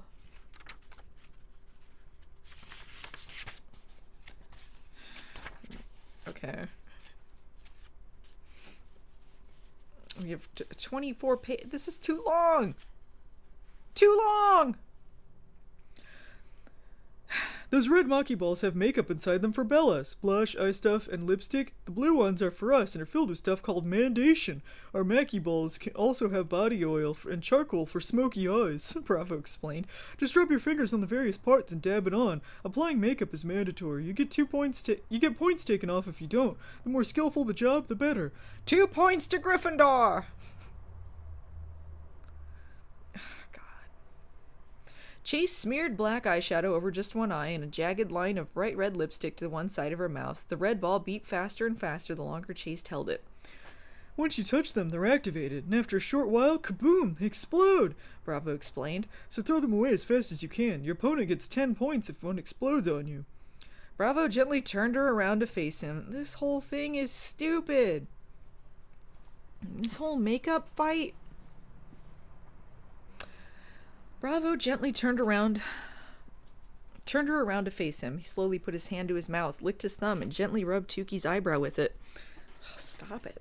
Tuki's body tickled all the way from her hips to her ankles. He then wrapped his strong arms around her and pulled her tight. The side of her face was pressed against his bare chest and could feel his heart pumping. She could feel his heart pumping in sync with hers. Tuki's eyes fluttered closed. She loved having him caress her. She knew she would never have a stunning young man like this cradle her with such tenderness ever again. She wanted to hold on to this, onto him, until the very last drop was left. 3 drops left. 2? But she couldn't do this. She couldn't lead Bravo on. Tuki looked around the arena. She didn't see Piper's pale hair anywhere. Hadn't she found the switch yet? What was taking her so long? She pulled away and stared into Bravo's eyes. Bravo, about what happens after man attack. Bravo's mouth was close to Tuki's ear. The next part is the most important part. He's so stupid. See that gyro up there along the strut? After we're dressed and made up, it starts jerking all around us and starts a countdown from Z to A. When it reaches A, it snaps a photo of us. If Chase manages to be the focal point of the photo, she gets more points. If Alexander overshadows her, he gets more. The important thing is to remember is that Modelland is competing against testosterone, but we're also competing against our own team members to be number 1, kind of like gymnastics in the World Games. Whoa, is that it? You're competing? Thanks for the hot tip, man. 2 camera flashes turned the orb arena bright white. 3-dimensional images of Chase and Alexander flashed above the plank in the middle of the orb arena. A sports siren sound indicating the end of the round and also the beginning of Tuki's momentary deafness. Bold-faced Chase, black eye and bloody lip maquillage to boot. I guess the girl knows her way around cosmetics. Why did he say it? Cosmetiques? Gennaro trilled over the loudspeaker. Why is it spelled that way? Cosmetics. A charge of electricity sparkled through the scoreboard, which promptly displayed the score. Modelland, Chase, 85 points. Testosterone, Alexander, 30 points. Oh, Alexander fudged it up. He done bungled it. Yes, Chase screamed. She took a huge bounding leap off the plank and made a soft landing in a group of Bestosteros sitting in a line of seats along the struts. Gennaro then called Zarpessa's name. Okay, Miss Zarpesta. Oh, go Zarpesta. Okay, Miss Zarpesta, let's see what you're made of. Your theme, Lady Spider and her insect of prey. Can our sexy arachnid catch her fly, or will you get caught in his web of leather and lace? Bravo turned back to Tuki. I know it's a lot to absorb, but it's actually a fun game, Bravo said. Do I need to take you through it again? Tuki stared at him. Suddenly, she felt full of rage. No, I don't want you to take me through it again. I've been trying to tell you something for the last 15 minutes, and you haven't heard me at all. He's gone on for 15 minutes. Feels like 10 hours. Bravo blinked at her. What is it? He was staring at her so patiently without a clue of what was coming next.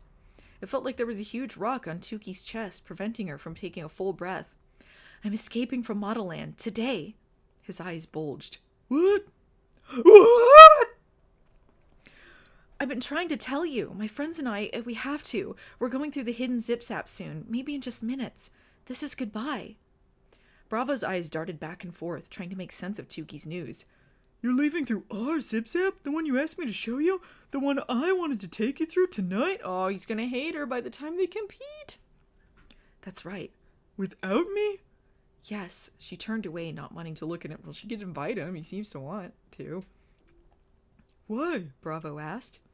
In the arena, Gennaro crowed at the wardrobe battle. Nice use of fishnets, Webb. Way to trap that itsy-bitsy spider. Tuki lowered her eyes. She couldn't tell him the truth. Because I have to, okay? I can't stay here. It's something I can't explain. Slowly, Bravo's eyes grew cold. Shing! You weren't going to tell me about this, were you? She's telling him now. If we weren't paired up today, if I hadn't come to see you just now, you were going to go through our zip zap. You used me. Tuki's heart felt like it was being squeezed in a vice.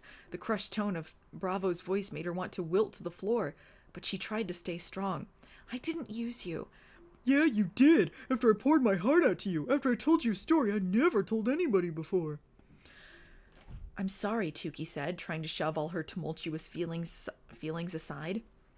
Then Bravo crossed his arms over his chest. Well, Tuki, I'll tell you a little secret, too. You and me kissing, it was nothing but a bet with my boys. Oh! Her head whipped up. What? That's right. There was no joy in Bravo's smile. I made a bet with Webb and Alex that I could get a funny-looking girl to fall in love with me. The pretty ones, they're easy, but the weird-looking ones, they're the ultimate challenge. How? How are they the ultimate challenge, though? How? Tuki took a huge step back. It felt like he'd reached into her body and pulled out both her lungs. You can't be serious, she wanted to say, but maybe he could. Look at her. She was a circus freak, nothing like the gorgeous creatures who populated this school. All her jokes, all her fears, he was the joke. All her fears, all her instincts had proven to be true. She was nothing but a joke. So I guess we're not so different, you and I. She legit has that line in this. I guess we're not so different, you and I. So I guess we're not so different, you and I. Bravo said in a stoic, iron-cold voice. The voice of someone who didn't care, who had never cared. We're both heartless. A perfectly imperfect match. Get out! Tuki screamed. I was rooting for you. We were all rooting for you, Bravo. Peace. He spun around and stormed away. Peace. Tuki was so stunned and shaken she could barely move. I almost let him in. I should have known better. Look at him. Why in the hell would he think he would ever want a fugly freakazoid forget-a-girl like you? Thunderous cheers rumbled from the orb arena. The gyro reared back to life and jerked around the duo, gearing up to take its photo of Webb and Zarpessa, who was dressed in a black cat suit with dangling strips that looked like spider legs, complete with a webby mesh mask on her face. The crowd began to recite the alphabet backwards. Z, Y, X. Zarpessa eyed the jerking gyro as she flitted around the web. She jumped up to avoid a blue a maquis ball, a blue maquis ball that scurried around the plank. Meanwhile, Tuki held on to the wall, realizing she was on the brink of breaking down to a place so deep and dangerous she wasn't sure she could return. A fugly forget-a-girl. That's all I'll ever be. M-L-K. Day. But then suddenly an inner light flicked on inside Tuki. She let go of the wall and mustered the strength to stand tall. Hold it together, she told herself. She was the leader of the Unikas. They needed her to be strong to get them out of Modelland. G-F-E! I'm tired of feeling powerless, Tuki thought. Powerless against her mother's favoritism of Miracle, powerless against her father's decision to throw her away, powerless against Zarpessa and her wrath. But now she could have the power. She could change her future. She wouldn't let Bravo's verbal blows make her crumble. D-C! Tuki peered back into the arena. With the speed of a black widow going in for the kill, Zarpessa leapt into the air, tightened her centaur around her waist, and fell at Webb's feet. B! Zarpessa gazed up at the moving gyro. Her body went artistically angular. She wrapped her many fishnets around Webb as if her web was strangling him to death. Snap! The image was displayed above Zarpessa and Webb. Isn't she lovely? Gennaro cooed. A dear widow caught in web lights. She may be a brat, but our Zar may also may be a star. The scoreboard delivered its verdict. Modelland Zarpessa, 92 points. Bestosterone Webb, 25 points.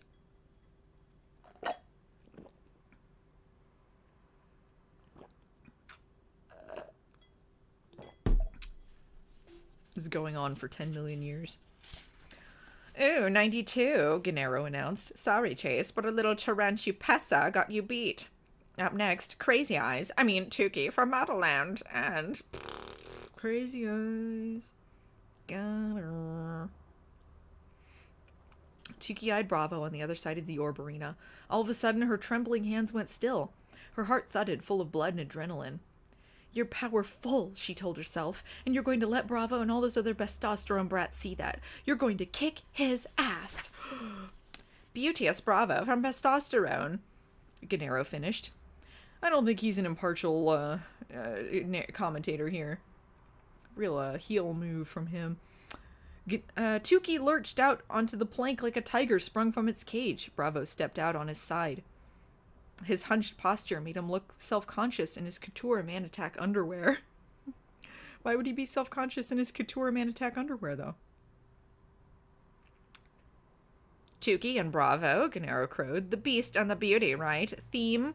Queen versus court. Court wants to overthrow Queen and steal her crown and jewels. Bravo, you can steal my family jewels any day. Quit hitting on the kids. Creepo.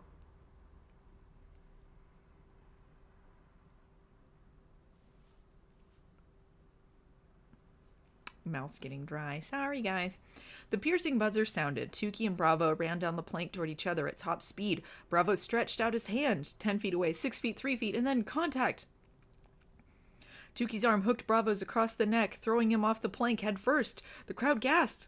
Bravo's head was an inch from the ground, and then he was yanked back up by the anti-gravity pull of the orb arena. Crazy Eyes may not just look crazy, Gennaro trilled. The crowd let out a mix of cheers and boos. Boo-woo, boo-woo. But Bravo was obviously the favorite. As the anti-gravity pushed Bravo back to the plank, he shot Tukey a look of surrender. But Tukey glared at him, years of pain and rage bubbling up inside of her. No way was she backing down, not after she found out she was nothing but a bet. Phase 2, wardrobe, Gennaro crowed. A crown whipped toward Tukey, hitting her square in the face. The force knocked her backward. Then a queen's dress with a Jeremy Jerk label pelted her leg. Next came a ruby-encrusted bracelet that was as long as her entire arm. She struggled to put the bracelet on. Stop, Tukey moaned, kicking and thrashing at the clothing and crown. A blazer embellished with an armor breastplate punched Tukey in the stomach. She floated awkwardly away from the plank. Bravo grabbed her waist and pulled her back onto the plank. Gennaro snickered. Bella, girls, that fire you smell? It's your representative from Modelland, and she's being barbecued, going down in flames. Me? I'll have a hot dog, plain without the bun, please. Tukey squirmed away from Bravo's aid. When she turned around again, Bravo wore the blazer of armor with no shirt and a royal soldier's helmet made of wool. He looked so handsome her insides did a flip. But reality kicked back in quickly. The bet! She puckered her lips. What are you doing? Bravo whispered. Giving you your first smacker from me, she teased. Oh, come on, Bravo, baby. Close your eyes. He did. Tukey brought her ruby braceleted arm behind her, clenched her fist, and hit Bravo in the face. Oh! Oh, she's gonna get a penalty. You can't do the face or the nuts, they said. Ooh, baby, does it feel good? She yelled, a crazed look in her eyes. A penalty horn sounded. -5 points before maquillage, Gennaro tissed. That's one bitter queen. There's another guy named Webb, but they're in the web? Who's Webb? Why is there so many webs? Kick her in the head, Bravo! Webb yelled from the audience. That should be an easy target to hit. Bravo stood and gaped at Tukey. Blood dripped from his nose. I'm not a punching bag, Tukey. And I am not a joke, Tukey screamed. The blue and red explosive Mackie balls appeared. In frustration, Bravo kicked them to the ends of the plank away from him and Tukey, but they bounced right back up. Kicking the Maki balls? Ouch. 10 points off Bravo, Gennaro admonished. Oh, you got more points taken off than... How many did she lose for the face punching? Just 5? That's more important that they kick the makeup away? Tukey, you have to get dressed, Bravo urged. Put something on. He gestured to the floating clothes around her head. Why the heck are you helping me? Tukey snapped. I don't need your pity. I'm nothing but a bet to you. She grabbed one of the Maki balls and rubbed it. Lip gloss spilled out and she smeared it on her lips. My first kiss, Bravo. My real first kiss? Know what it's going to be? He paused, waiting. It's going to be under a perfect sunset near a garden of golden flowers spreading as far as the eye can see. Tukey said, making it up as she went along. The lucky guy who will get to pucker with my suckers? Pucker with my suckers? The lucky guy who will get to pucker with my suckers will be wearing a tuxedo, and he's going to sing me a song he wrote, and he'll dance to it. It needs to make me laugh and make me cry. Bravo blinked. Are you for real? Hell yeah, I'm for real. Then he will open up his shirt like a superhero, she went on. On his chest will be written, Tukey, you're the most amazing girl I've ever laid eyes on, and I can't decide which I love more, your green or your brown eye. And then he'll have to touch my face gently with both hands. He'll have to. Her eyes spilled newer, fresher tears, and he'll kiss my forehead, both of my cheeks, and then my nose. And then he'll spray whipped cream straight into my mouth, and then his. And then he'll part his mouth just a little and press his lips against mine. And for me, it will feel like the kiss will never end, because it won't. It'll go on forever, and it'll be amazing. Tukey's chest was heaving. Between sobs, she was having difficulty catching her breath. Bravo just stared. Suddenly, the photo gyro came to life, bucking and weaving around them. The countdown began. Bravo moved closer to Tukey. I want you to win. Mess me up really bad, okay? I don't care how hard you go at me. Throw a Maki ball at me. Don't take any more pity on me, Tukey roared. But I haven't, Bravo said. I've never pitied you. You're a big, fat, devious liar. Furious, Tukey plopped the queenly couture crown on her head, but held on to it. I should throw it at him. She held it in her hand, debating what to do. SRP! Bravo sank to his knees. You realize, Tukey, that even if you throw that crown at me, you'll still lose. But there's one way you can win. What? Maki balls, 2 of them. NM. Activate them, he urged. Then I'll take them both and hold on to them. Who cares? She just wants to leave anyway. Tukey stared. This is all about pride. Tukey stared curiously at him. You'll lose 50 points. And you'll get them. She placed her hands on her hips. Why? They start one line and then go to another line and it's still her. Why do you do it like that, Tyra? That's not formatting. She placed her hands on her hips. Why are you doing this, Bravo? Feeling guilty? H. A little bit, Bravo said. You deserve better than me, Tukey. G. Tukey stared at him, a whole new kind of rage boiling inside her. I deserve better? Damn right I deserve better. And there's better than you, Bravo, believe it or not. Theophilus Lovelaces. The crowd fell silent, but suddenly from the wings Arpessa let out a shriek. How is anyone hearing any of this? This big stadium or whatever.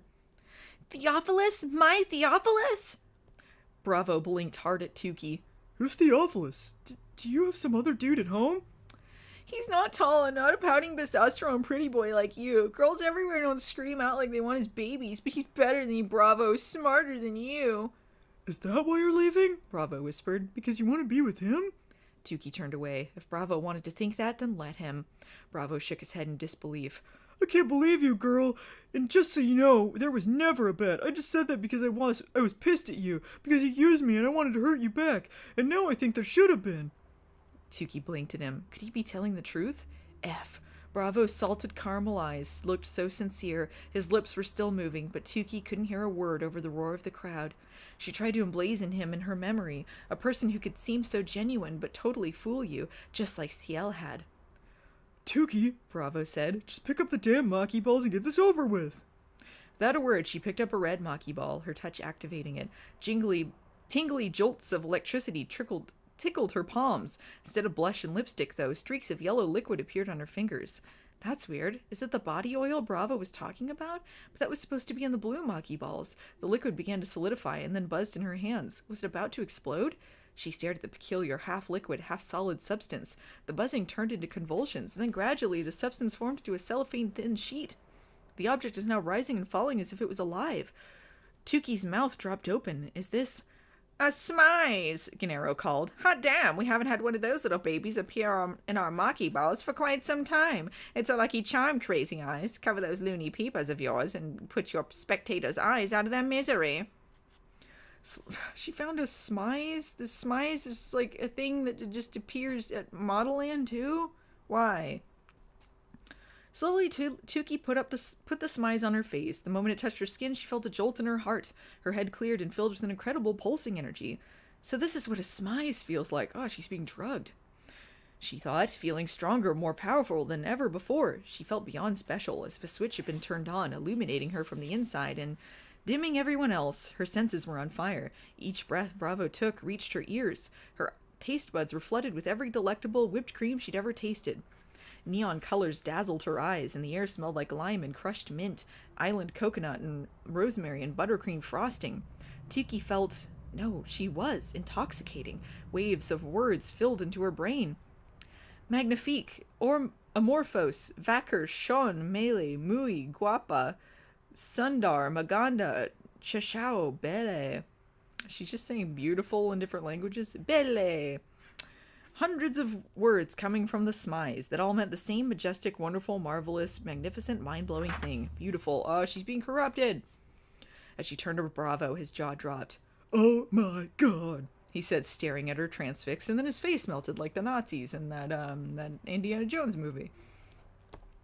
When Tuki looked into the crowd, everyone was gawking at her too. Even Webb, Alexander, and O'Neill. Even Zarpessa, who, like the other Bellas, paled in comparison to Tuki's ravishing glow. Even Gennaro looked spellbound as he whispered, "Whoa, super Modelland eyes." Into the microphone. She has super Modelland eyes. She's the super shredder. Then Bravo stood, took the second red Maki ball from Tuki's hands and placed it on his chest. The Maki ball rose and fell with his fast breath. E, Tuki watched him. The ball's beeps quickened. D. She stood over Bravo. In the few remaining seconds, she placed her hand near her mouth, stuck out her tongue, and licked her thumb ever so slowly. Then she leaned down, glared into Bravo's eyes, and wiped each of his eyebrows with it. It felt good, vengeful, a vengeful eyebrow wipe.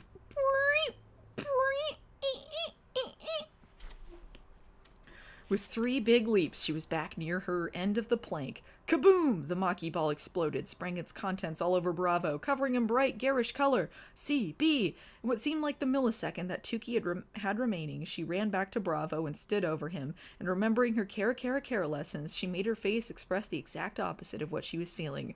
She smiled. Bravo turned his face away from the camera. Snap! The gyro's image floated above the orb arena. For Modelland, Tuki, 106 points. For Bestosterone, Bravo, 19 points. "Is that thing broken?" Gennaro cried. It beauty is pains me to say this, but you all have just witnessed the greatest turnaround in Man Attack history. Tuki from Modelland has scored 106 points, runawaying past her competitors. Tuki is, it hurts, our new champion. "I won?" Tuki asked incredulously. "Are you serious? I won?" Suddenly, a high-pitched scream rang from the crowd. She fainted! Oh my god, that big girl fainted! Dylan! And then the orb arena went dark. Pitch black. It was time.